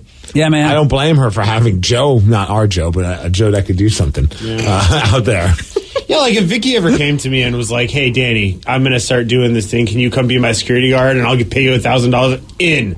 I would just go sit in the car, play some Angry Birds or something. And, easy money. Easy money. Yeah. I'm just wondering how much cleaning she's actually doing because I feel like surface cleaning. Okay, because my mom has her own business cleaning houses, and I've gone with her before and cleaned houses. So I'd kind of be that dumbass who would just like, what? I'm cleaning. Leave me alone. I'm trying to finish your toilets. Right. Yeah. I get way too invested in the actual cleaning. The annoying topless cleaner. Right. Why are you bothering me? Well, you're kind of not even. I mean, I'm following you around for because you're topless. I'd be the least sexy cleaner ever. You're like covered in grease in someone's oven, just like really going to town on it. It's like mom's on Saturday morning when she's just complaining, like, I'm the only one that does anything around here, just cleaning everything, just all angry with my hair array. Yeah, not sexy at all. Maybe I shouldn't get into this. I feel like she's got like a little duster and she just goes around and dusts like the blinds, like the surface of everything, and it's like a couple of little wipes here and there. Just and a few Clorox wipes. Yeah, that would be. Folds a couple of things. All right, now I'm more interested, I I'm guess. sorry, I need you to clean the place. If you have these rules where it's not like a custody experience, then you are cleaning the damn you're house. definitely doing the toilets. Yeah, you're doing it. Otherwise, why do I have you here? What is the point? All right, Sammy. Well, good for you. Her Twitter's really good. It's Sammy the Great. Oh, there she's on. Oh, she's on Twitter. Oh, yeah, there she is. I mean, she probably drives. You know, I mean, look, that's nice. But at this point, I'm just going to get a regular housekeeper. You know, they're cheaper and they're actually probably going to do a good job. And then I'll go to the strip club with the money I saved. Yeah. You know, I mean, if that's what I want to do. Well, I mean, it's an interesting business venture. I don't know how long. I mean, if she's got enough customers though, and they are repeat clients. Yeah. I mean, maybe she could do this for a while. See, again, sex sells, kids. You know, they try to tell you that it doesn't, but unfortunately, here's the real truth about most men and a lot of women: sex sells. Let's see. I bet she has an OnlyFans. Oh yeah. Oh, if she doesn't have an OnlyFans, she's out of her mind. It looks like it on her link thing. Because that's, I think. You know, how about that is an interesting thing. You get to see somebody on OnlyFans, like, completely doing whatever, but then they come into your house, and even though you can't do stuff, it's still something about having somebody there, like having a porn star come hang out with you. And then for $8 a month, you could then enjoy watching her do things that are maybe a little bit more on the extreme side. As soon as she leaves, you go back on that OnlyFans page, and that's when you're allowed to do whatever you want in your own home, because you're the only one in that home. As she calls it, her spicy site. Woo! There you go. Yeah, well, you know, for a lot of people, it's a lot cheaper than a relationship. I mean, really. It really is. You know, it really a lot less is. stress. Just talk to Vicky. She'll tell you about Bob. Bob is probably the best relationship she's ever had. Yep. There we go. Especially when I got the one that plugs in right to the wall. It makes me wonder, like, what random jobs would you want someone to be topless for? Not cooking. Not cooking at all. No, I mean, I don't care if you're cooking and you're topless. No, like oil, I mean. What about like landscaping? Yeah, but the oil, do you ever see the videos where they pour oil all over themselves? Yeah, not bacon grease, hot oil, so it burns. That's her problem. I'm watching it. Bacon, like desserts. That's fine. Oh, well, yeah, all right. Right? No, like that'd be cool. Like Topless Chef. Yeah, like a topless bakery. That's the new show. Let's do Topless You Chef. can mix the cake batter with, you know. The flour gets everywhere. Exactly. Oh, yeah, buddy. A little lard. You know, you got to have a little Crisco every once in a while. Why'd you have to bring lard into it? That's not sexy. Well, you're putting it all over. It gets you shiny. Like Crisco and stuff? No? But the word lard. All right, I'm married. I'll do Crisco. Lard is more, but lard is the healthy natural How about just choice. butter? Yeah. Oh, all right. Butter, basically. Lard and butter. It's like Just similar. oil. Just say oil. Oil? Oh, like a little... like Get a her little, all oiled up, not her all larded extra virgin? up. All larded up. Hey, would you like some lard on you? Listen, that's how we do it on the farm, Steve. Lard doesn't sound like at all attractive. You know what? You're a city folk. You just don't get it. I clearly don't Hey, get it. girl, get in some lard. Come talk to me. Farmer wants a wife. Mm-hmm. You ever had some lard pulled over your body? All right, damn. Hard pass. Mm-hmm. Get me some sweet potatoes, mashed potatoes, some lard potatoes. I feel like backyard, like yard work, like backyard work. Well, not in the What front is that? yard. Is that euphemistic? I just didn't think the front yard would be good because there might be like people walking around. I thought, well, yeah, because you have the business in the front anyway. You want the party in the back. We used to live, like, when I was a kid, our next door neighbor, she was like Pamela Anderson style, like outside pushing her lawnmower in like the skimpiest bikinis. Yes, that's what I'm talking about. And it was like all the neighbors would get, my mom was always like, why are everyone out today? It's like, oh yeah, she's out there. Pamela's out there. Yeah, it was fantastic. That'd be a good one. Yeah, absolutely. She could have charged money, man. She could have. If she had any idea. Yeah. Oh, if there was OnlyFans back then, she probably could have had like a little OnlyFans sign like on her bikini. And yeah. It's a great idea. You got a lot of good ideas for people today, man. Well, you're helping out college students. Yes. Pizza delivery drivers. There you go. That's topless pizza delivery driver. Why not? Yes, sir. Well, they did the tips would be really good. What was it, the Boober for a while down in Portland? Yes, the Boober. During the pandemic when they were doing that. See that? Yeah. That's what you need to happen. Car washes. Car washes. Oh, good call. Yeah. Yeah. Typically, I just go to those automated ones. But you know what? I'll make an exception. They should have a topless theme park. A topless theme park? And all the workers are topless when they put you on a roller coaster. Oh, that'd be fun. Yeah. Call it like Knockers or something like that. Knockers is the name of our topless theme park. I'm just, if a girl has too big of them, she's going to knock herself out with them when she's on the roller coaster. Well, she's not going to be on the roller coaster. She's going to put you on the roller coaster. Oh. And then take pictures. Like, they'll be instead of mascots, you just have a bunch of topless. And there'll be a dance club that you go next to it called Jigglers. In. A topless dance club. Let's go. I'm in, baby. How about topless mechanic? Someone said, hell yeah. A topless mechanic. That is, I mean, a lot of folks find a chick with grease all over her sexy. Not lard, though. Not lard. Again, city folks just don't get it, okay? Oh, for when you go to Oregon? Yeah. Whoever's pumping the gas. Yes. Oh, topless gas pumper. At least then you'll be excited to see the person. Yeah. Especially if they lean over to check the oil. That's sure. I think every time I get to Portland, I'm like, oh, here comes that guy. I got it, man. I got it. Yeah. But if the person's topless, I'm like, oh, yeah, take care of it. Dude, I mean, I got to help you through college. You got any lard? Any chance back there? That's the only question I really... Hey, there's a guy. All right, I hate to talk about this because here we're talking about how to have a great relationship without getting married, but there's a guy that got married recently. And how about this? Many are saying that his wedding vows are disgusting. What did he say? You're going to hear it at 8:17 on The Rock. BJ and Migs, mornings on The Rock, 99.9 KISW. You diet, you work out, and still there's that one stubborn spot. Hey, it's Jason. I just went after my stubborn fat by doing cool sculpting at Tureen Dermatology, Minnesota's top cool sculpting provider. Dr. Tureen is my dermatologist. We froze my fat, and those fat cells are gone for good. FDA approved. No pain, no downtime. Ranked top doctor 8 years in a row. Trust the experts at Tureen Dermatology. Call today, 651-633-6883, and say goodbye to stubborn fat. Give dads and grads the gift of relaxation with Hand and Stone Massage and Facial Spa.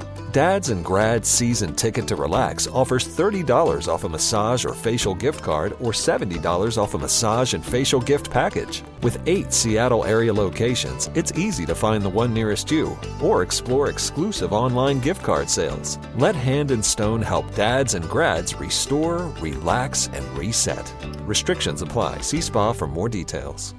What you watch depends on what kind of mood you're in. Sometimes you're craving comedies like Friends or South Park, and sometimes you're more into dramas like HBO's Succession and House of the Dragon. There's also cooking shows like Chopped and Beat Bobby Flay, and even movies like The Lord of the Rings and Shazam! Fury of the Gods. Well, Max is the streaming destination that has the best of entertainment for whatever mood you're in anytime. And plans start at as little as $9.99 a month. Max, the one to watch. Subscription required. Visit max.com. The idea for Full Bay originated in a diesel repair shop. I realized that the commercial diesel industry needed software that would let shops invoice quickly, as well as manage inventory and maintain communication with customers. I'm Jacob Finlay, co-founder and executive chairman of Full Bay. After spending a year working and testing our software in an active diesel repair shop, we introduced our solution to the world. To learn more, visit fullbay.com/safety. That's fullbay.com/safety. 99.9 KISW, The Rock of Seattle. As you know, of course, we're still off the high of Sarah and J. Rubs' wedding, which was a fantastic time in Vegas. I know. It's fun seeing some of the pictures and being reminded of the things I don't remember. Dude, I lost track of you. I lost track of you. I was stealing people's cake off the tables, man. I know, man. I would have been a partner in your crime on that one. You missed out. It was a really good crime spree. And, of course, it's interesting. One of the things that Sarah was worried about with her wedding was it wasn't going to be traditional, and she thought a lot of old relatives would judge how she wanted to do her wedding, which was going to be a nonstop party, say how you feel. It doesn't matter if there are expletives in there. So she really wanted to do it her way and didn't want people that would kill the vibe. Which is so funny. I don't know what I expected.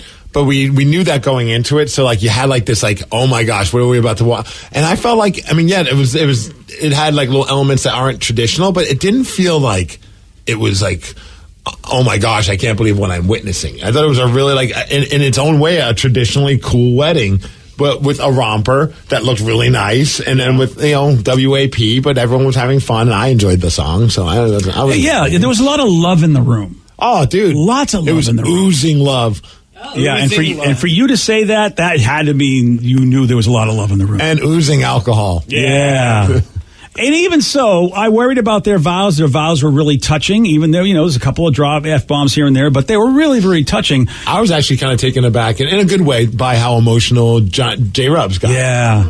Because, I mean, he was, I think, more emotional than your daughter. Yeah. He was. Yeah. She should come in for this because, I mean, because it's all about wedding vows, so it'd be kind of cool That's to hear. the key, is that I thought for sure these would be the worst wedding vows that would ever be said at a wedding, but no, there's a couple named Michael and Destiny. You got to wonder if your name is Destiny. It feels like you met at the club, right? You know, not every girl named Destiny uses a pole to pay their bills. I feel like the couple's name should be Custy and Destiny. Don't you think? Hey, no? Sorry.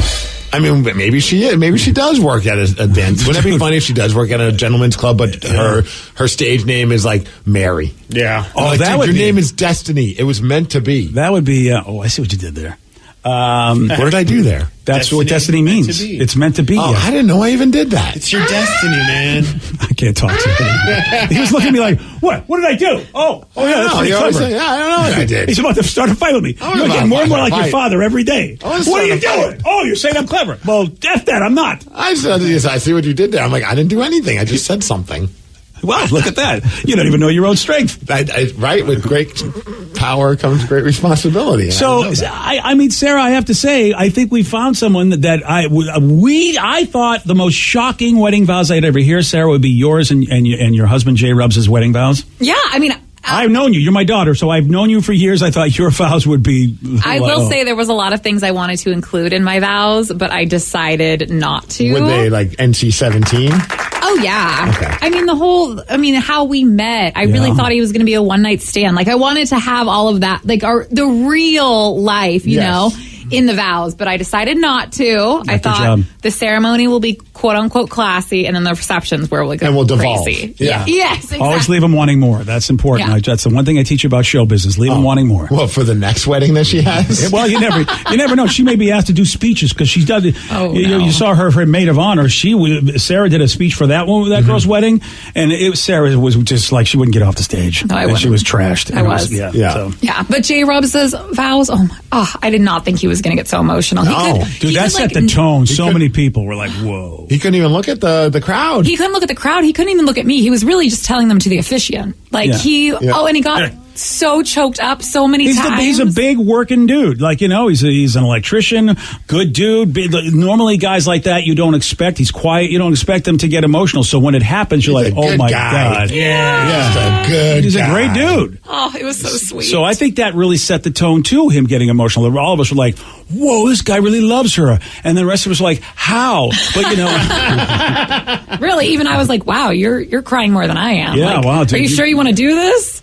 But you know what? Your vows weren't as disgusting as Custy and Destiny. Okay, Custy. Michael, show some respect. Sorry, man. They recently got married, and so they were disgusting. Yeah, the Custy's. Michael's wedding vows have social media divided because a lot of folks think, I'm sorry, Michael, these are disgusting vows, disrespectful of his bride. Here's a little bit of what that sounds like. Only two things are required to keep me happy: keep my belly full and my empty. Well, you're amazing at half of it. We really need to get you some cooking lessons. Even when my belly isn't full, there is no one I could ever love more in this lifetime, unless I actually get a chance to meet Margot Robbie. So he thought this was comedy. There was time to do some comedy. I think it's all on the delivery. Yeah. He maybe needed to work on the delivery. Maybe he should have had a guy with a snare drum to give like a little rim shot. How would that? I mean, the first part crazy, but then the second part too. Also, like I feel like the bride would not be like if J. Rubb said something to the effect of like, "Hey, I'm in love with you, but until I find Emma Stone or somebody," how would you have felt about that? Totally fine. I think this is hilarious. Yeah, she's laughing. She is laughing. She's hysterical. The bride is hysterical. I'm offended for someone who's not offended. Okay. Yeah. Isn't that how we're supposed to do it? Someone who's not offended. Isn't that how the internet works now? Yeah, you're right. Good call. Everyone else is offended, so everyone thinks she should be offended. I think it's so funny. Check out the video on the BJ and Migs page of KISW.com because, Danny, my initial response is yours, but I'm looking at the video of the bride and she's just like, she is loving this, it seems. I'm offended by just how bad his delivery was. Yeah, you're right. He's so monotone. As a professional, you know what? Boy, does that remind me of a lot of videos I've watched where you go, what are you doing? You shouldn't be making these presentations. He should have had somebody like you, Steve, somebody a professional come in and do You this. need someone to help him, like hype him up. Like if you're gonna need a hype man. if you're gonna do these silly jokes, you better own it. Don't struggle to read it. But although I give him extra points because apparently the lady that's marrying them is her mom or his mom, I think. Oh, what? It's his mom. Wow. So he's cracking these jokes in front of his mom.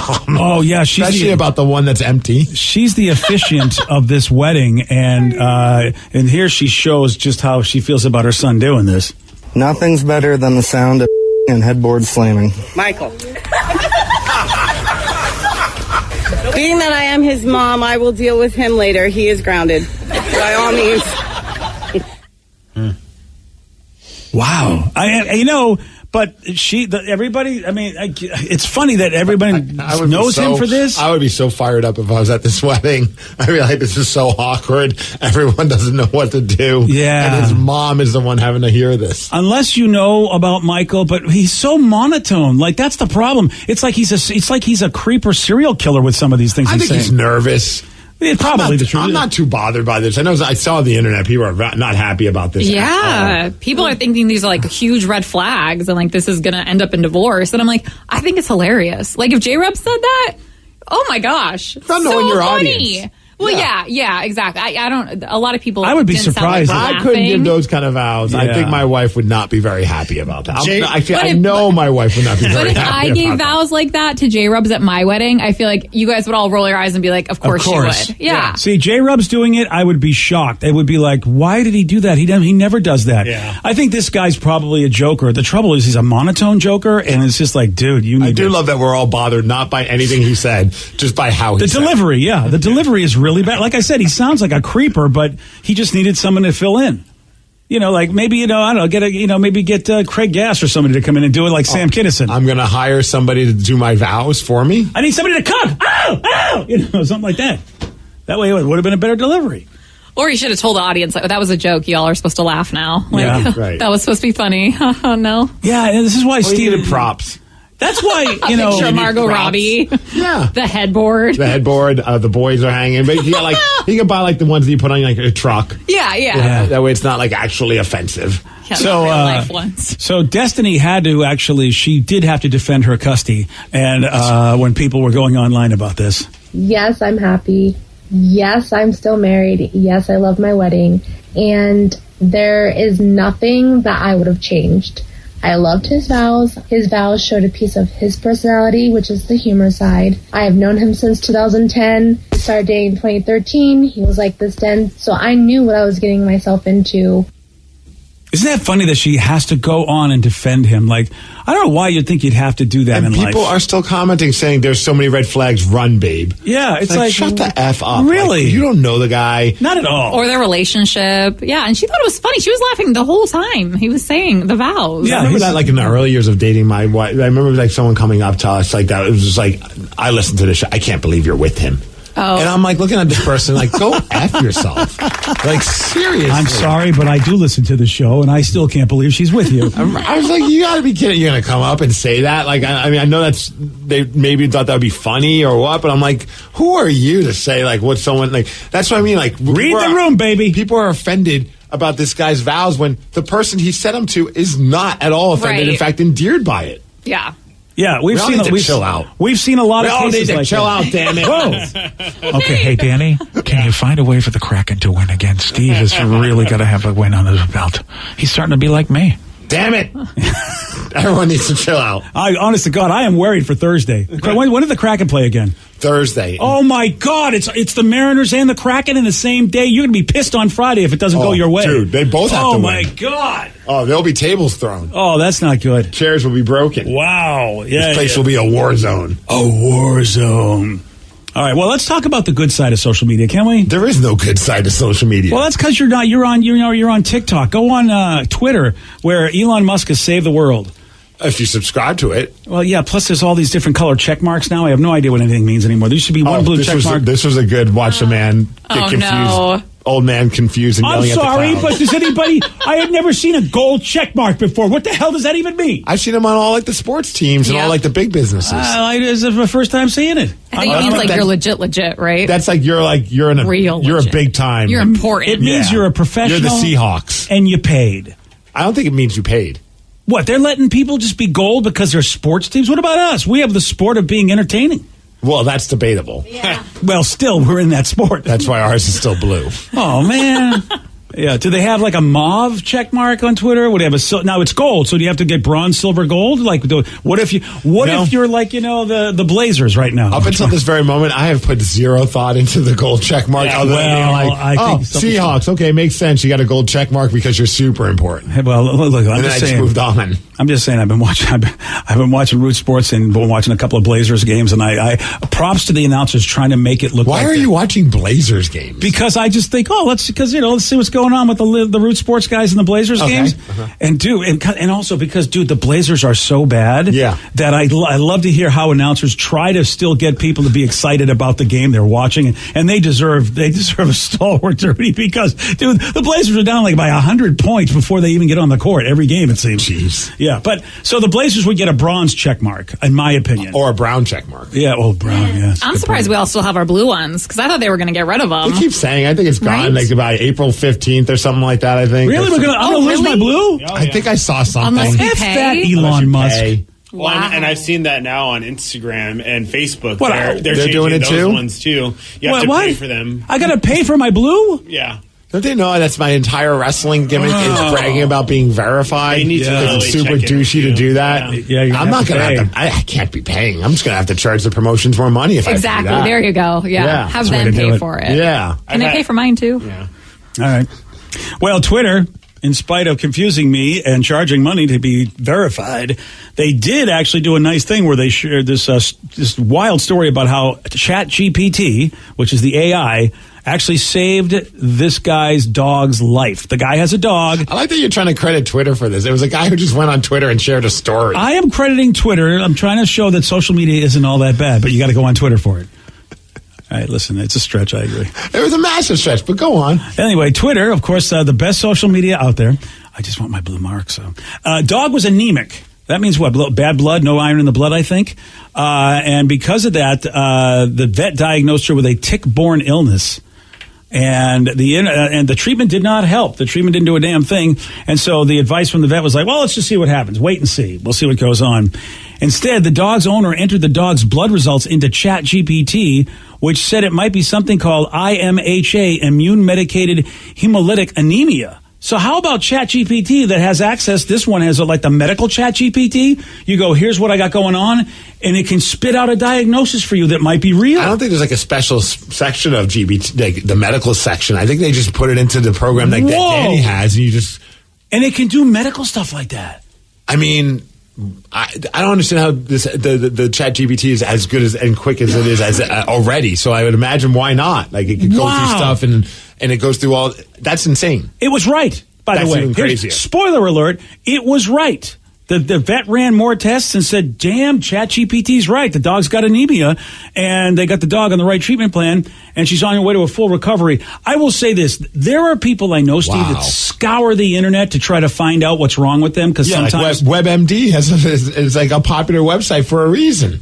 Well, I know this story about this woman that was going blind, and she went to the doctor, and she was like, they can't do anything for me, whatever. But her husband he said, no, I refuse to accept this. So the husband spent hours upon hours on the internet scouring until he found out some stuff about what she might have. When they went and just started checking for that particular thing he found, they were like, oh, that's what she has, and they cured her. Weird. So if ChatGPT could do that, I know. Oh man. Well, anyone who ever has like any kind of diagnosis that they're not too sure about, probably just upload all the information onto the damn AI software, and maybe you get an answer. Dude, this is. I mean, I'm telling you, they're taking over. So you think this is Skynet's plan on the documentary Terminator? Well, now they're trying to make us think they're doing good. Now we're endeared to ChatGPT. Look, you saved the dog's life, and we all love. Well, except for you because you're crazy, but we all love dogs. Look at this; it saved the dog's life. Who is this dog? What does he do? Okay. Wow, that's just insane. Well, yesterday, Steve, not ChatGPT, Steve got this right. In the game of Pac-Man, eating what fruit was worth 5,000 points? Nope. Strawberries. Nope. Bananas. Yes. Okay, then. Well, that S was bananas. I got to it. BANANA. Thank you. ChatGPT write that for you? You sure did. Nice. Not taking credit for that. 206-803-ROCK. That is the number if you'd like to beat Migs. 206-803-ROCK. We'll do that at 8:47 on The Rock. Today's podcast was brought to you by Travis Gagne, bankruptcy attorney. He's here right now and has agreed to answer more of your questions about bankruptcy. How do I figure out who my creditors are? People a lot of times have had a long time of not having good credit and having collections, and so they're concerned that you may be concerned that you won't be able to find all your creditors if you file bankruptcy. How will I know which collection agency has my credit card bill from 10 years ago now? And that's something that's hard to keep track of because credit collection agencies transfer your debts all over the place.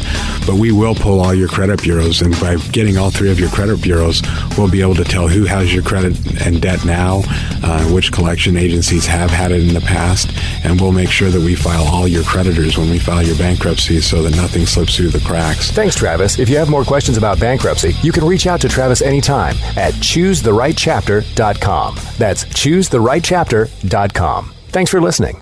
T-Mobile's network can help keep you connected to all your favorite podcasts when you're out and about. Whether you're an early bird looking to dive into a daily news podcast or a night owl who wants to catch up on the latest reality TV drama, T-Mobile will keep you connected on their strong and reliable network. T-Mobile covers more highway miles with 5G than anyone. So if you need great coverage, especially when you're on the go, check out T-Mobile. Find out more at T-Mobile.com/CY. That's SEEWHY. Know a high schooler who's a natural leader? They may be the Leukemia and Lymphoma Society's next Student Visionary of the Year. Candidates in our program gain valuable life skills like leadership, project management, and communication, all while supporting blood cancer research and care. Help your student boost that college application and stand boldly against blood cancer. Learn more or nominate a student at lls.org/student visionaries. That's lls.org/student visionaries. If you need rehab after surgery, help at home, or if you need a place to enjoy the best years of your life after 60, Carriage is here for you. Carriage is a family-owned healthcare and senior living company that puts people first. Let us provide you with short-term, post-acute rehabilitation at one of our skilled nursing facilities in Bellevue and Renton. Expert in-home care and support to clients throughout Washington. Or enjoy a vibrant retirement in elegant, amenity-rich surroundings in Washington and California. Learn more at carriage.com. Nobody likes keeping track of a wallet full of credit cards with complicated rewards categories. And BECU members like Heather don't have to. With this card, I don't really spend a lot of time thinking about it. I just use it and pay it. It's pretty simple. Keep things simple with the Cashback Visa from BECU. No more confusing categories, no more blackout dates. Just 1.5% cash back on every purchase. BECU. Power in people. Member compensated for participation. Cash advances and cash-like transactions do not qualify as purchases. Contact BECU at 800-233-2328 for current product and rate information. Let's face it, sometimes multitasking can be overwhelming. Like when your favorite podcast is playing and the person next to you is talking and your car fan is blasting, all while you're trying to find the perfect parking spot. But then again, sometimes multitasking is easy, like quoting with Progressive Insurance. They do the hard work of comparing rates so you can find a great rate that works for you, even if it's not with them. Give their nifty comparison tool a try, and you might just find getting the rate and coverage you deserve is easy. All you need to do is visit Progressive's website to get a quote with all the coverages you want, like comprehensive and collision coverage or personal injury protection. Then you'll see Progressive's direct rate, and their tool will provide options from other companies all lined up and ready to compare. So it's simple to choose the rate and coverage you like. Press play on comparing auto rates. Quote at Progressive.com to join the over 29 million drivers who trust Progressive. Progressive Casualty Insurance Company and Affiliates. Comparison rates not available in all states or situations. Prices vary based on how you buy. Have you been in an accident that wasn't your fault? Feeling overwhelmed and unsure what to do next? Look no further. The personal injury attorneys at Phillips Law Firm are here to help. Phillips Law Firm understands that accidents can turn your life upside down. That's why they're dedicated to fighting for the compensation you deserve and to making the process as stress-free as possible. Don't wait any longer. Call now, 1-800-JUSTICE, or visit justiceforyou.com. Hey, this is BJ. Thanks for listening to our show's podcast. If you're a fan of all things geeky, you should check out my other podcast, BJ Shea's Geek Nation. We have new episodes every day, and you can check it out at bjgeeknation.com. Your home is going into foreclosure and you feel like a financial wreck. You don't know where to turn for accurate information. I'm bankruptcy attorney Travis Gagne. Let's talk about some legal options. If we work quickly, we can propose a plan to save your home, modify the loan, or in many cases even eliminate your second mortgage. The consultation is free. I've helped hundreds of people just like you make informed decisions about whether to save their home or exit it on a reasonable, organized timeline. The chapter you choose sets the tone for the next chapter of your life. Please contact me today at choosetherightchapter.com. That's choosetherightchapter.com. 99.9 KISW, The Rock of Seattle. Big day, April 7th, Steve. Friday, April 7th. Big day and big night. Big day, big night for an incredible cause. Yeah, man, this is a great cause. First of all, it's Seattle Rock Day. You know what we do here. We're a station that's been around a long time, including during the Seattle music scene, but obviously there have been great bands that have come before and after that, and we celebrate that all in one day, Seattle Rock Day. I mean, from Jimi Hendrix to obviously Nirvana's, the Soundgardens, the Stone Temple Pilots, to the Sir Mix-a-Lots, to the Mother Love Bones. I mean, so many great bands. The presidents of the USA. Can't forget the Peaches. Can't forget Pat Casper. Come on now. No. Don't do that. Now, the other good reason is that we benefit this, or they benefit from us. SMASH, which is Seattle Musicians' Access to Sustainable Health Care. A lot of us didn't know. You just don't think of it, but musicians do not have insurance policies that are awarded to them like we do at our regular jobs. So for them to get like such low-priced health care, medical, dental, mental health services, as you know, we know how important mental health services is in the entertainment industry, and that's what SMASH is all about, and that's what we try to do is raise money for that. Palace Law, thank you so much for really bringing Seattle Rock Day to light. You guys do a great job. But it's not just Seattle Rock Day, which of course we celebrate all day on the radio. What about something? We're doing something new at night. At night, we're going to be celebrating the music with a live performance from a bunch of bands, including KISW's World's Worst Cover Band, the New Originals. We're going to be a part of it along with Wyatt Only and the Records, Glenn Cannon and Damage Done. A bunch of other artists are going to be popping up as well, and that's going to be happening over at Madame Lou's in Belltown for a live show. It's right next to right under the Crocodile. So we'll be highlighting the sounds of Seattle. Also, more ways to donate and raise money for SMASH as well. So it's all about SMASH. It's going to be a great time, Seattle Rock Day. And you can be a part of Seattle Rock Day and Seattle Rock Night. You want all the info, go to KISW.com. Let's play Beat Migs. It's time to play the game. So everybody scream his name. Beat Migs. Don't be a loser.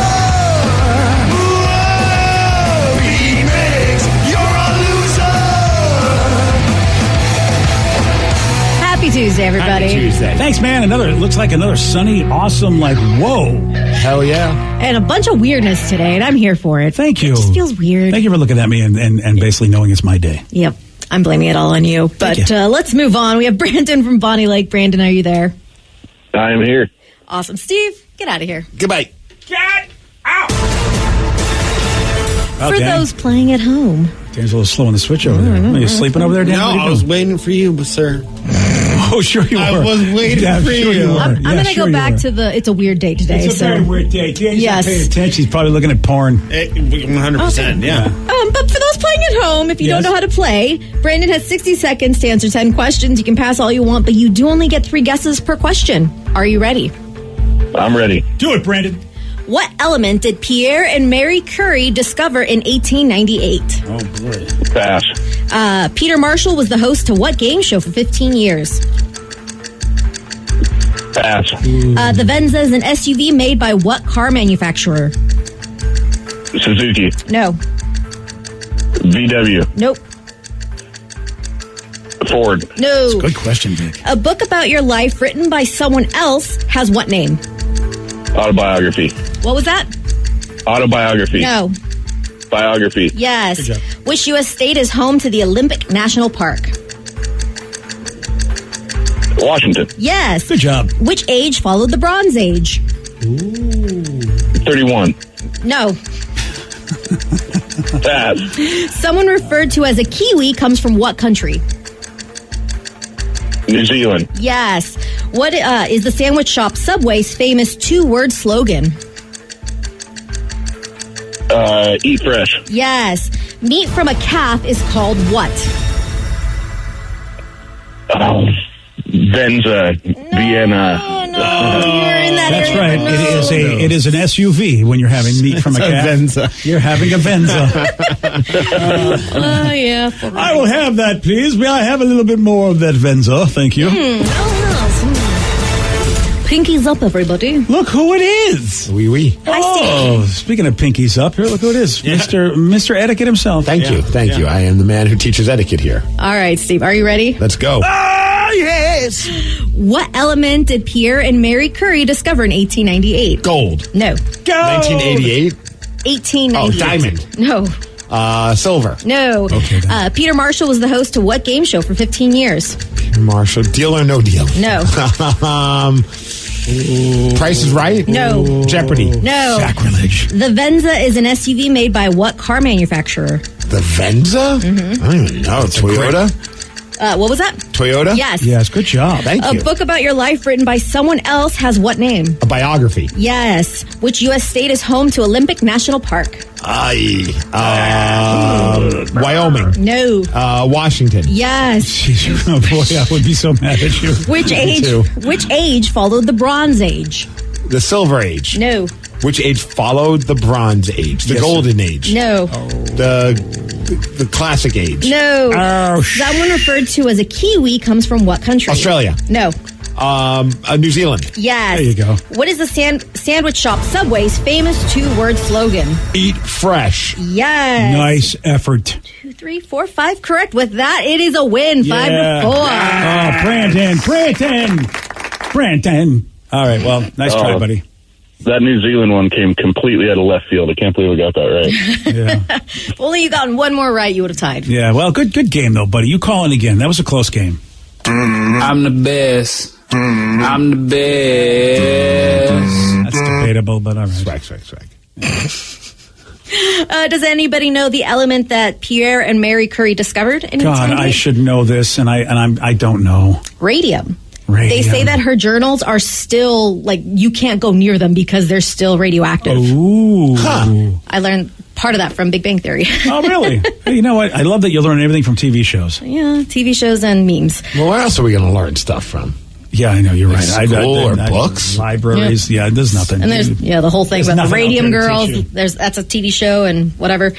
Peter Marshall was the host to what game show for 15 Boy, you're years? not old enough, Steve. I guess it just missed you. I have no idea. Hollywood Squares. Mm-hmm. Hollywood Squares. Such a great show for the time. Oh, all of your B or B plus list celebrities. Paul Lynde made a career. He was the center square, which meant he would get called on a lot. Yeah. So good. And of course, everything was written, but it seemed like they were just off the cuff saying all their jokes. Who was the host when, like, in the 80s? Mm-hmm. Oh, was it John Davidson? I don't even know. I'm trying to remember because I feel like who I'm trying to remember who Jim J. Bullock was on it a lot. I don't even remember that you're guy right. from Too Close for Comfort. Unless it was Peter Marshall again, I don't know. But no, you said it was. He only did it for wasn't 15 Whoopi years. Goldberg on it a lot? Yeah, you're right. I only know that one from Family Guy. The new Hollywood Squares. Yeah, who was that? See, there's Peter Marshall, John Bauman, John Davidson, Tom John Bergeron. Davidson. Oh, and Tom Bergeron. Bergeron. Thank you. Tom Bergeron wasn't the one I remember, but it was the Davidson guy. Yeah. John Davidson. John Davidson. Peter Marshall was the best one. The guy was such a great host. Really, you really got to appreciate some of those hosts, those game shows. Gene Rayburn of the Match Game. Those guys just did such a good job making those shows. Unsung heroes. Does anybody know what age followed the Bronze Age? Was that the Industrial Age? Mm-mm. Oh, the Stone Age was first. I play so many Civ games. How do I not know this? The Cretaceous period. No. The Iron Age? Iron Age. There we go. The Iron Age. Mhm. Okay.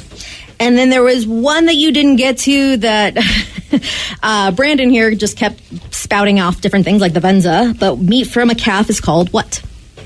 Meat from the cow? Calf. Calf. Venison. No. No, it's not. No, venison I believe is deer. Oh, you're right. But we're on the right track. Yes. Veal. Yeah. Oh, It's a some V veal word. cutlets. Yeah. Delicious. It's not a Venza, because I really think he should have got that right. I think it was a Toyota Venza. Yes, that's what it is. That was a great answer that the caller had. He said the Venza? meat from a calf is a Venza. Okay. Which you can get at Toyota. He kept trying to like do the V like the Venza. The Venza, by the way, is a very sweet-looking vehicle. I have been vacillating on, do I want to get a Venza or do I want to get a RAV4 for my next car? Even what? Vacillating? Yeah, going back and forth. Like putting Vaseline on? I put Vaseline on when I go to the Toyota dealer because I have to slide all over those cars, buddy.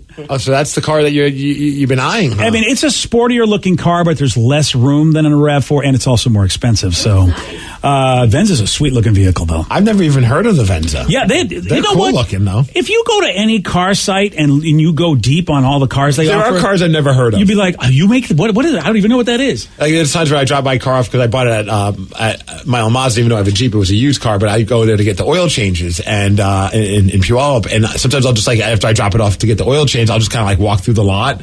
And I'll see something, I'm like, that's a sick looking Mazda. And I'm like, I look at the back, I'm like, which car? I'm like, I don't even know what the hell this is. Like, I never even heard of this, but this is cool looking. Yeah, I'm kind of at the age now where I want a vehicle that can hold stuff because, I me, I'll go to my board game conventions and drive to a lot of them, so I bring a lot of games. What do you mean hold stuff, though? Because you have an SUV. Well, but it's my SUV is getting to be 20 years old. Oh, okay, but I might have to upgrade. But you've already had a car that you've held stuff in. That's what I'm saying. You want to keep it going. And I'm at the age where I know that's what I want, so I want to get it. So, but you also want a nice looking vehicle because sometimes crossovers look like family vehicles. The Venza is sporty, man. You're going to get the Blizzard Pearl color because that looks good. I'm looking at Lunar. Can you see Lunar Rock? They call it Lunar Rock. Oh yeah, that's the color my girlfriend has. Is that blue? It's a greenish gray. Yeah, it's like greenish gray. Yeah, Lunar Rock. Oh, so you know what? Kathy is in love with Lunar Rock, and I never even noticed the color from Toyota. And now I see Lunar Rock everywhere, or Moon Rock, or whatever they call it. Once you get a certain car, too, I've noticed it's like once I get a car, like that's the car I see everywhere now. Yeah, I never thought I don't see that car much, and then when you get it, you're like, oh crap, okay. Yeah. Cool color. Lunar Rock's a good color. Yeah, I like it really is. It's like it's growing on me. I usually get a darker color. I've had evergreen and I've had like dark midnight blue. What about like lime green? You ever see those? Yeah, that's a little bit out of my palate. Yeah, I call them the Kermit vehicles. Yeah, and they have they have the new lime green the truck I used to have, the Tacoma. Tacoma. Yeah, I couldn't think of the name. Wow, of it. that's a bright vehicle. Yeah, it's so nice, dude. I want one so bad. I've seen the Lunar Rock Tacoma and that looks good too. Mm-hmm. Yeah. Oh, look at that. Well, that is actually that does not look bad. That's kind of like a rave green. It looks like a Hot Wheels car. I love it. Yeah, because it's shiny. It's not just limey. It's shiny. When you said it, I was like, no, terrible idea. And then I look at the pictures. Yeah. I'm like, I don't hate it. Pretty badass. Dude, I got news for you. Those Orlando Guardians uniforms that we saw in the XFL game, it reminds me of those. I like those Guardians uniforms, even though we kicked their ass. But what about like a bright, like canary yellow? Ooh, I don't know. Tweety, I don't know about that. Yeah, it's a little much. Whenever I see those are that's like a car that you see, like that's an aggressive color. Maybe on my iPhone, because that's the new color that Apple's thrown out. I wanted to get that for when I was younger, a drum set, like bright yellow, oh, yeah. just because of how obnoxious it would look. But I never ended up pulling the trigger because when I got close to like buying like the wraps that you could like rewrap the shells of your drums, I'm like, that explains it. That's a commitment. That explains it. Yeah, that your career would have been so much different. I feel like you have to have a really fancy car to pull off that yellow, or a really silly car. I feel like it's got to be like an older car. What if I have a fancy, silly car? Well, then I'll be like massively pulling that. I'd want an old-fashioned taxi cab car. Okay, wouldn't that be cool? That's the silly. Not like the 80s. Let's get a Bentley taxi cab car, like a 70s era. That's it. Yeah. All right, this is probably the dumbest conversation you've ever been basically privy to. From this morning. No. It's even worse ones? Oh, I think it's maybe like number 3 worst. All right, there you go. Yeah. Well, it's time for Listeners on the Loose. Why don't you give us the dumbest conversation possible? You know what? You can do this. You pick the topic. You guide the show. 206-803-ROCK. That's the number to call. Also, the number to text. That's right. It's Listeners on the Loose. We got your calls. We got your texts. We'll take those at 9:17 on The Rock. BJ and Migs, mornings on The Rock, 99.9 KISW. 99.9 KISW, The Rock of Seattle. It's Listeners on the Loose, where you pick the topic, you guide the show. 206-803-ROCK. That's the number to call. That's the number to text, 206-803-ROCK. This is important. If you do get on, make sure you follow Steve's rule. And that's not Boris. Just get right to the chorus. That's right. Show some energy and bring it. Otherwise, we're going to have to gong you. And then say goodbye. Goodbye, old friend. You know what? I read there was a book that says when you rhyme like that, you're a superstar. Well, that's what's up. Boris chorus. Look at you. Yep, don't Boris. Get to the chorus. Wow. You should write a book. All killer, no filler. Oh! That's all I got. Don't forget alliteration, too. So, like 2 for Tuesday. You got to say stuff like that, too. All right, good job. You know what? Where does Rocktober work into this? Ooh, Rocktober. You're right. That's kind of, I guess, a rhymer when you think about it. Because rock and awk. And also the other word that you can't say. Fair. Anyhow, 206-803-ROCK is the telephone number to call and text. Let's go to Nate in Covington. Nate, you are on the Rock. Hi, what's up, guys? Hey, Nate, what you got for us, buddy? So I just wanted to finish my story from earlier because I got gone. Wait. That's not how the gong works, Nate, do you understand the concept of the gong? Joey D's, when somebody gets gonged, as a call screener, that's it. It's over. This is the first. I'm so excited. Check it out. I'll get right to it. Anyways, like I said, there was a girl there, and I had forgotten, or I didn't get set up for a ride to the soccer game. Okay. The girl said she could drive. We stole my parents' car or took it. And this is one of the girls you're banging?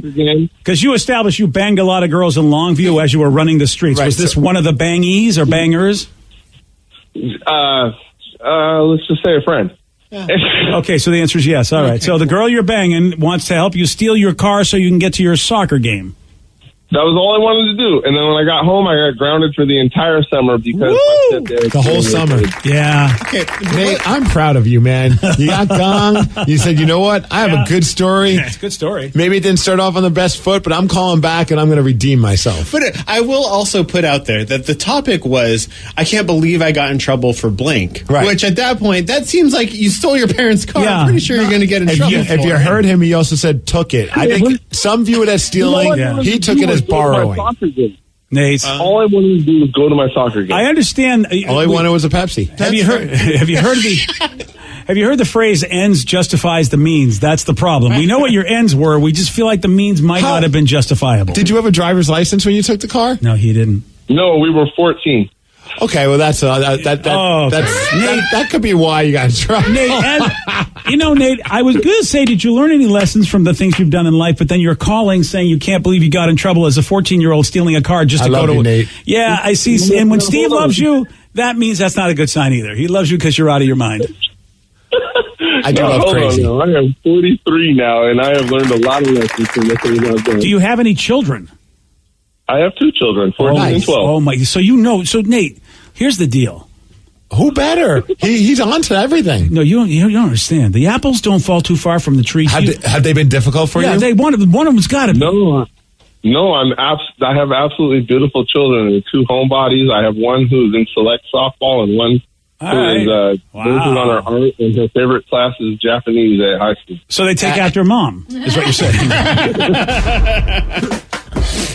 Yeah, probably. She's got her a bachelor's from UW. Well, you know why she's doing good at softball is because Nate takes his kids to softball games. Unlike his parents who didn't take them to soccer. Yeah, that's a good point, Nate. Nate, you're doing the right thing.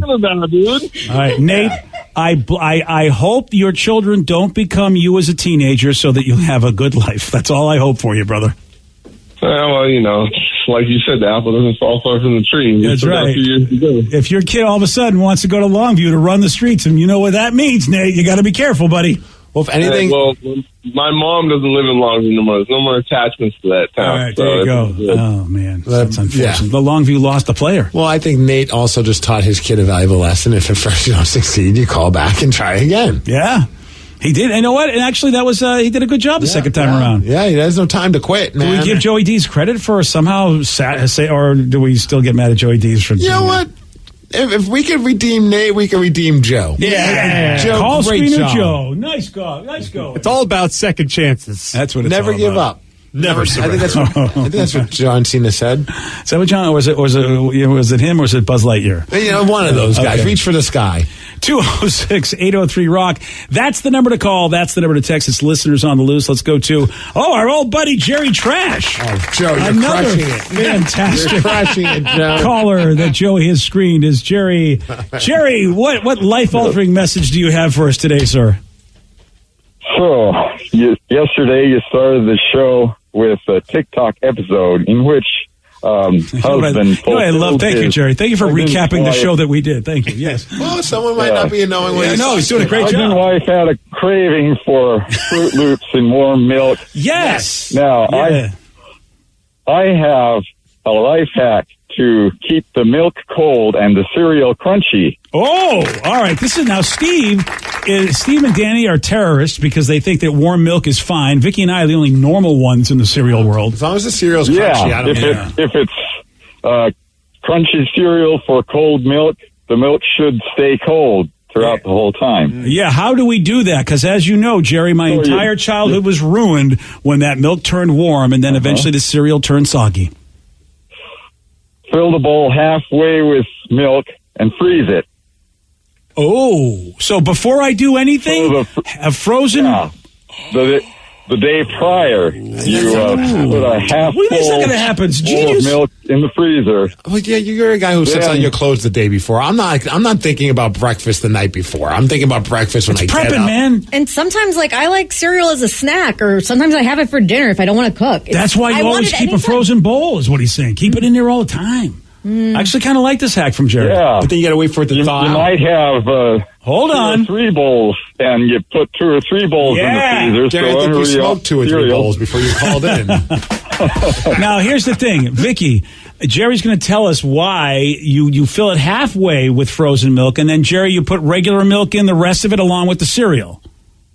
Yep. Okay, I see what you're saying. You see, there's only half of the bowl space for the liquid milk and cereal, so that means you can eat it before it gets soggy. Yeah. This is a total stoner hack. It's a great stoner hack. It's not a bad one. I'm not saying it's bad. Jerry, call of the year. I'm going to tell you that right now. Thank you, sir. Call of the year.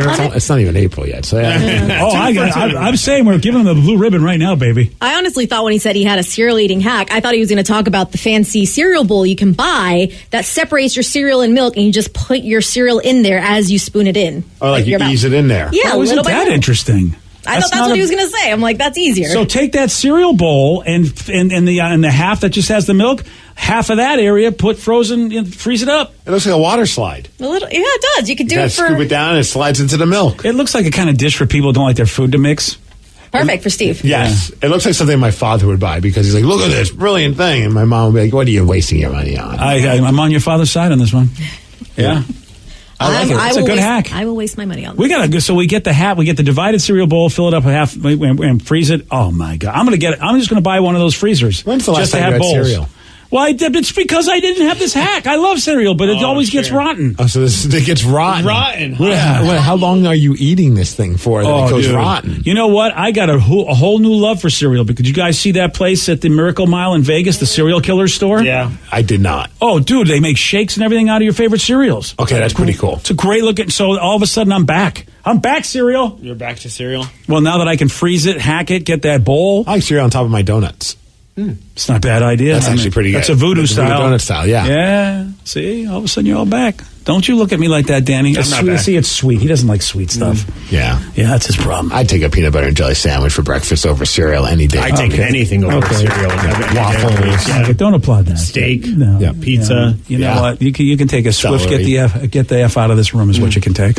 You bunch of both of you are not Americans. It's listeners on the loose. And we only want Americans to participate in this. Thank you. 206-803-ROCK. If you want to call, you want to text, that's the number, 206-803-ROCK. Your calls, your texts, we'll take those at 9:34 on The Rock.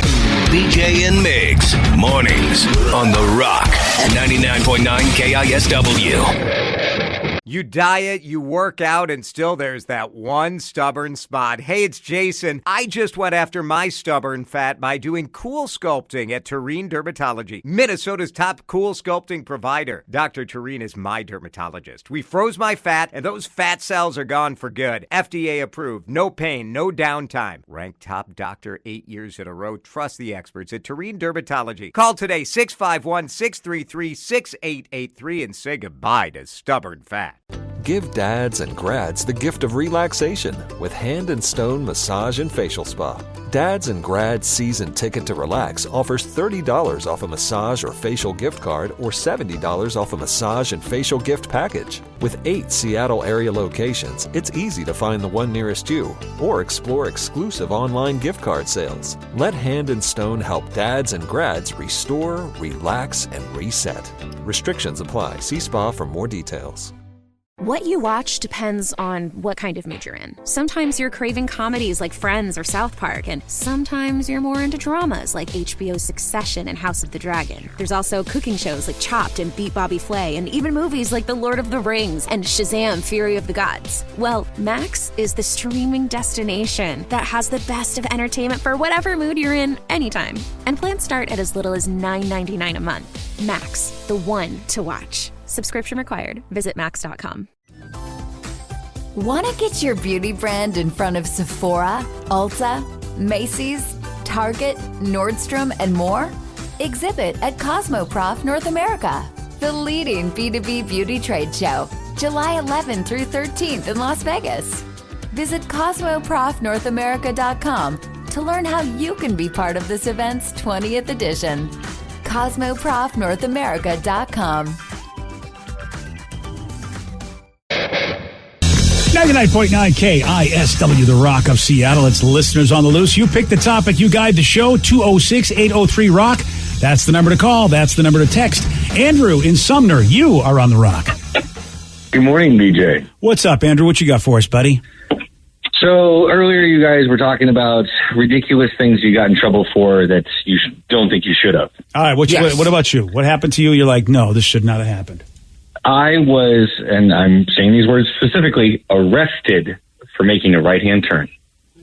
Okay. Usually, when something like that happens, it's like you had to have done more, but you're going to tell me you didn't. So Did what? you make a right-hand turn into a person or a building? Like that seems kind of crazy. You get arrested for that.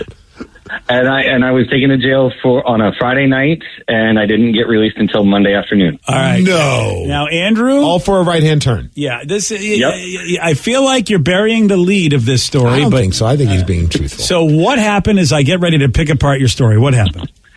So I pulled up to a stoplight, made a right-hand turn, and I had come to a complete stop. In fact, I had waited for somebody across from me to make their left-hand turn. All right, so far so good. Turned, and before I got 50 feet, a officer whipped around, pulled me over, and arrested me for reckless driving.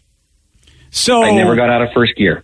Okay, come on. You didn't do anything at all that might have made it look like you were a reckless driver, because there are a lot of people out there, if you tell them the way they drive, they'll go, what are you talking about?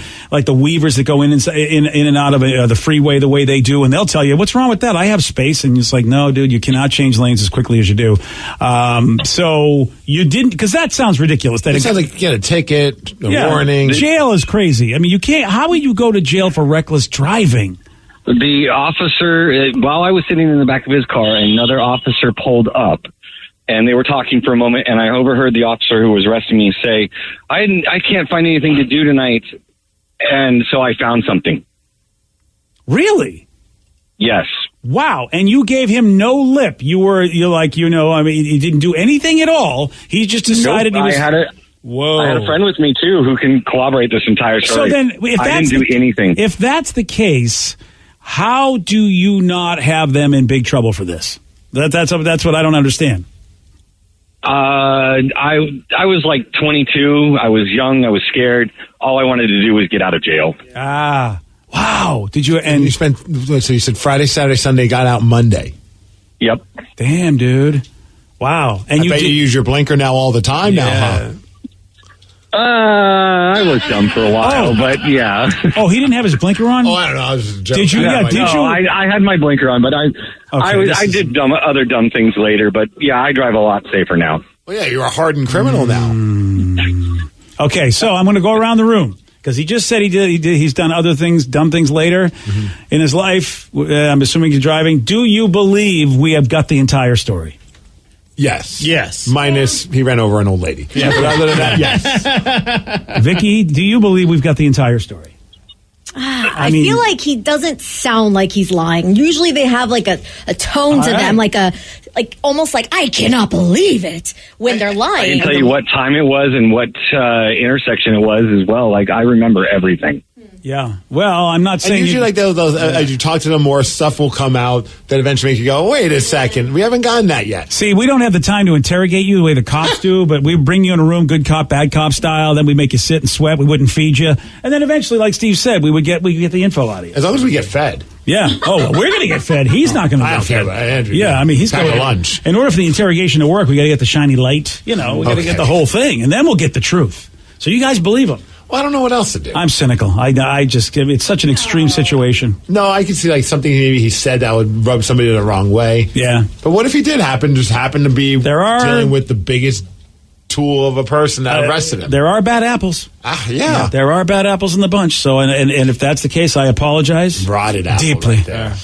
206-803-ROCK. That's the number to call. That's also the number to text. Hey, it's our buddy, the Radical Russian in Montana. Oh, you're letting him on? You said only Americans are allowed to call the next ring. I feel like, though... I'm just going to put that out there. I will say this. I think that he actually is a legal American. He went through the system, and he got American citizenized. Is that correct, Rad Rush? You are absolutely correct. He's an American. All right. You know what, Danny? does his due diligence, Danny. Danny, when it's it comes not to just being, what's the term? Xenophobic? Xenophobic, yes. Yeah. But I'm a xenophobe that welcomes everybody into my country as long as you say my country's the best country, and you denounce, renounce, and even go on basically a smear campaign about your previous country. Oh, is that how it works? That's how it works. And you're welcome to be in my country. That's right. So I refuse to do that with my country of Puyallup, Washington. Puyallup, I know. You know what?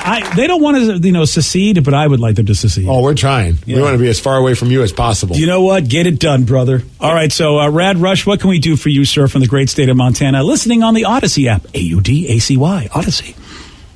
Yes, this is a great app. I will, before I go into the topic, I will just want to say, I'm very grateful I am able to be in this country because it was very tough times in Russia and Eastern Europe when I was boys. So coming here, I'm so appreciative of this country, all of the opportunity I have, and I get to listen to great morning show as well. Yeah, buddy. See what he did?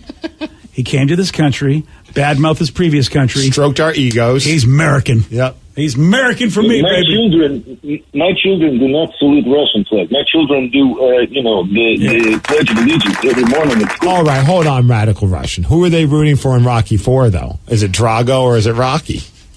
I am always a fan of Rocky because it is American dream. Yeah, it's true. And he stopped the Cold War, not Drago. They're rooting for the version that doesn't have the stupid robot. You better watch your mouth with that. I'm just saying that's Mr. Guy who watches all these ridiculous sci-fi movies with robots. And all of a sudden you want to robot shame Rocky IV? They were trying to take advantage of R2-D2 with that stupid robot in Rocky IV. Quite possibly, yes. It was stupid, and it should be stricken from the Rocky record. Is that why you called Rad Rush to say America's great? Because I'm with you, buddy. Well, no, not that. I was going to talk about Seahawks football, but Seahawks football. We're very excited. Sci-fi film. Eventually, Steve, there will be a sci-fi film of Drago coming back from who knows what century. Mechanical Drago to mechanical Rocky. As long as it's Dolph Lundgren playing the role, I'm in. I'm all for that. Yeah, that is right. So if he dies, he's a robot. Like all Washington football fans, I am a big Seahawks fan. Yes. So I just want to. You excited about the big news, Rad Rush? Is that why you're calling? Because of B-Wags being back? Oh, my God. Bobby Wagner being back was high point of my week last week. But I have to know, just like any other Seahawks fan, are we going to draft Hendon Hooker in 5th round, or are we going to try and build around Smith and Locke? Well, as you know, Steve and I, we go to dinner with John Schneider a lot, and we give him a lot of inside information. Lucky boy. Yeah. Oh, I'm on a group chat with him and Pete Carroll. That's what we call him. Pete the Carroll. No, P.T. Carroll. Oh, P.T. Carroll. Yeah, I like. Well, the T stands for the. Yeah. P.T. Pete Carroll. Pete the Carroll. Hey, Pete to the C. What do you think? Pete to the C. Who are we going with? Who would you like to see, Rad Rush? Who would you like to see us get? I think we gave Gino good opportunity last year. I think we still rebuild it. So why not give Gino even more opportunity? He take the hometown discount. Why don't we build something around this boy? Yeah, I keep seeing this. What he can do. I keep seeing this Hooker guy getting brought up, who just because he had some kind of an injury, I think like an ACL or something like that, and they've been bringing him up. But a lot of people are like, why are we talking about him with the 5th pick? They feel like if you want to grab a guy like that, you could probably grab him later on in the draft. I feel like that's, the Hawks, I just feel drafting a quarterback is so iffy. It is so iffy. And then if you're going to draft him to be the backup, which isn't horrible, maybe you do get, like you said, a deeper round QB. I don't know, man. I'm not sold that we should get a quarterback in the first round. If we grab a quarterback high up, I feel confident because I feel like Schneider has had a good track record of like eyeing good talent behind the quarterback position. Granted, they didn't get to draft Mahomes or Josh Allen, but those were guys they were high on. Yeah. And they turned out, Russell Wilson turned out all right for the Seahawks. I mean, whatever about the last few years and all that crap. But, like, it seems like he has a pretty good eye. So I'm not going to be like, oh, my gosh, I can't believe they grabbed whoever it is with the 5th pick because I don't know crap about crap. So what am I going to say? I don't know how to. That's my expert analysis. Here's what they need, Rad Rush. I mean, to be competitive, I think since you're paying Gino the money, I just want to see either offensive linemen or defensive people. That's what I want to see. I mean, with but I only want to see them if they believe that their college skills can translate. And that's where you hope John Schneider and the entire team does their homework. And if you're going to, with that high draft pick, do they believe the one they take is going to be somebody that will develop into a great player? Because we also have had some bad luck with our high draft picks. Mick, imagine having the same luck as last season, though, with the draft picks. Yeah. Oh, man. That's what we're hoping. The future is bright if that's the case. But obviously, when does that ever happen? I mean, it's happened twice. I got to say, though, I was talking with Danny when we first saw that Wagner got re-signed with the Hawks. I know, this isn't a game changer. It's towards the end of his career, but he's going to bring a lot of great leadership, and he had a solid year last year. If he's used right, I think he's going to be a phenomenal addition to this defense. But I was like, I haven't been this excited about a Seahawks team, and I don't even know when. Something about with Gino and all the backstories and all the stuff that's been going on with this team with the rookie players. It's just, I'm fired up. I don't know how they're going to do, but I'm fired up to watch them. This is why, if you're a betting person, I'm just, I'm not. If you're a betting person, and Joe should stop being. Yeah, Joe, listen up. And look, Mitch Levy's going to laugh at me. I wish that he was on so I could bet him breakfast. I really believe the addition of Bobby Wagner means they are going to spend draft picks on defense so that Bobby can teach them. Well, and also some of those younger guys that they have right now. Yes. There's a reason why Quandre Diggs was so hell-bent on getting that guy. I think he, as the leader, which is a great sign of a good leader, he's like, we still need strong leadership in that defense. And he's like, I can't do this on my own, or I'm just not capable of leading the way that Bobby Wagner is. Yeah, so I know that they want to get defense, and in the first round, if they believe the guy they want is going to be taken, if they don't take him in the first round, I believe the addition of Bobby Wagner shows me that they will take a defensive dude high, and maybe even a couple. That's my belief, because when you bring in new blood, like you said, the guys from last year, Steve, and some of the guys are going to get this year, if they get you're going to want them right under the wing of Bobby. You're going to want that leadership. That's a good guy to have working with you. Yeah. So that's why I believe they're going to go defense really high, and we'll see about what they do about the quarterback. I could be wrong. Thank God Mitch isn't here, because I'd lose breakfast to Mitch Levy again. I think ESPN agrees with you, BJ. A lot of the mock drafts have Tyree Wilson being taken 5th by the Seahawks, who's an edge outside linebacker for defense. I've also saw that Carter guy get with Jalen Carter, who's a defenseman as well, a defensive tackle, which would be another guy to be. Bobby Wagner seals the deal for me that they're going to go high on defense. That's it. So, and look, at ESPN agrees with me. So tell Mitch, you know what? Tell him, give me breakfast. He just lost the bet. Has Mitch even argued with you on this? He probably would. Or are you just creating these arguments in your shower? Yes, because breakfast in the shower is, you know what? So Mitch is disagreeing with me. I've never had breakfast in the shower, but I've had breakfast burritos in a hot tub, and I have to say it's a great eating experience. See, you know what? All because of draft picks. 10 out of 10, highly recommend. I would like everybody who is a fan of Mitch Levy and Mitch Unfiltered, which you can get anywhere you get podcasts, tweet him today and tell him he just lost a bet. He owes me breakfast. He lost a bet that he didn't even know he made. He made it. It's too bad. He should pay more attention. Make believe Mitch made it. Yeah, he should pay more attention to social media. That's all I'm going to say. Oh, okay. He should be listening to the show all the time. I feel like, what else is he doing? He has the hotline number. He could have called in. What else is he doing? Is he going, oh, hey, here's what I know about. What is this? Plus, it's not football season. What's he doing? He's probably talking about the Mariners. What does he know about baseball? A lot. You know what? This is where, he and I will have fights, because he disagrees with me of how important the shift will be. Yeah, see? That's right. Oh, man, I'm so excited. Baseball's getting ready. All right, we have an important question that's to be answered. It has nothing to do with the Hawks, has nothing to do with the Mariners. It has everything to do with Ryan Castle.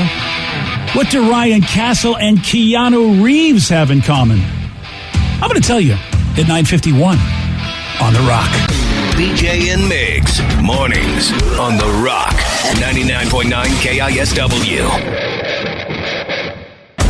And now, the Ryan Castle question of the day. What do Ryan Castle and Keanu Reeves have in common? I am an FBI agent. Oh, classic. You know what? I also give a lot of my salary to the people who help me get this done every day. None of whom are in this room. I was going to say, what? Yeah. You're a giver, brother. Both look damn good for being over 40. Oh, thanks. That's nice. Thanks. Yeah. You give your salary to who? Jack and Daniel? Yeah, well, there aren't any of those people, so. You know, Bud and Wiser? Those are the people exactly. you donate all your money to. My support staff, Jimmy Beam. Yeah, there we go. That's nice. Yeah, Tito. Tito's a great guy. Tito's a great guy. I drink Tito when I'm not drinking. We've talked about this. He's a good guy. Okay. Nick Cage, you guys know that guy. Never heard of him. He did an AMA on Reddit, and a fan asked him, hey, man, what's your favorite Keanu Reeves movie? Which is an interesting question. And Nick said, it's difficult. He says he has mixed emotions about Keanu because Keanu Reeves kicked his butt at billiards one night. And Boy, he's still salty about that, huh? Dude, he tells us. He does tell a great story about it. He goes, so here's Keanu, comes to my house on a motorcycle, and then he's making these impossible shots like, oh, I don't know if I could get that shot or this shot. And he's all casual and every aloof about it, I'm single sure. one. Yeah. Totally hustled him. He hustled Nick Cage.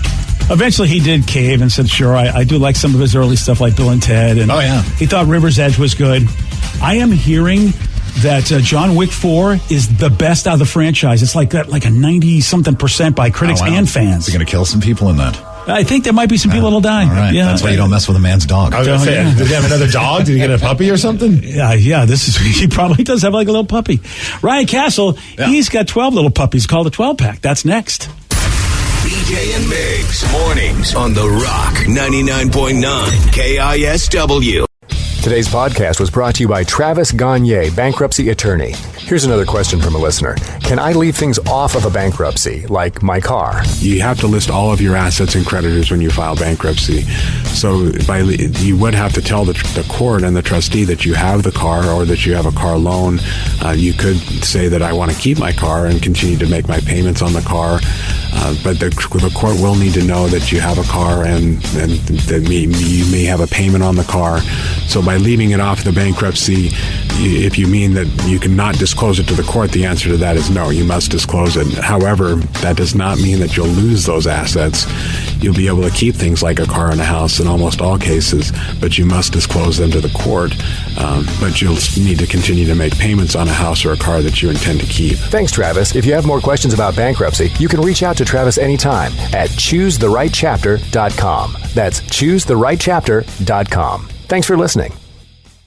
T-Mobile's network can help keep you connected to all your favorite podcasts when you're out and about. Whether you're an early bird looking to dive into a daily news podcast or a night owl who wants to catch up on the latest reality TV drama, T-Mobile will keep you connected on their strong and reliable network. T-Mobile covers more highway miles with 5G than anyone. So if you need great coverage, especially when you're on the go, check out T-Mobile. Find out more at T-Mobile.com/CY. That's SEEWHY. Know a high schooler who's a natural leader? They may be the Leukemia and Lymphoma Society's next Student Visionary of the Year. Candidates in our program gain valuable life skills like leadership, project management, and communication, all while supporting blood cancer research and care. Help your student boost that college application and stand boldly against blood cancer. Learn more or nominate a student at lls.org/student visionaries. That's lls.org/student visionaries.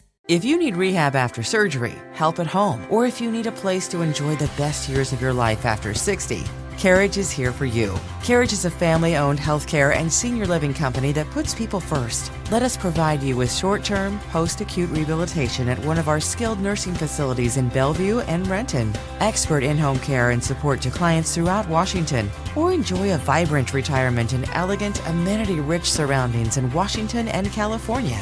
Learn more at carriage.com.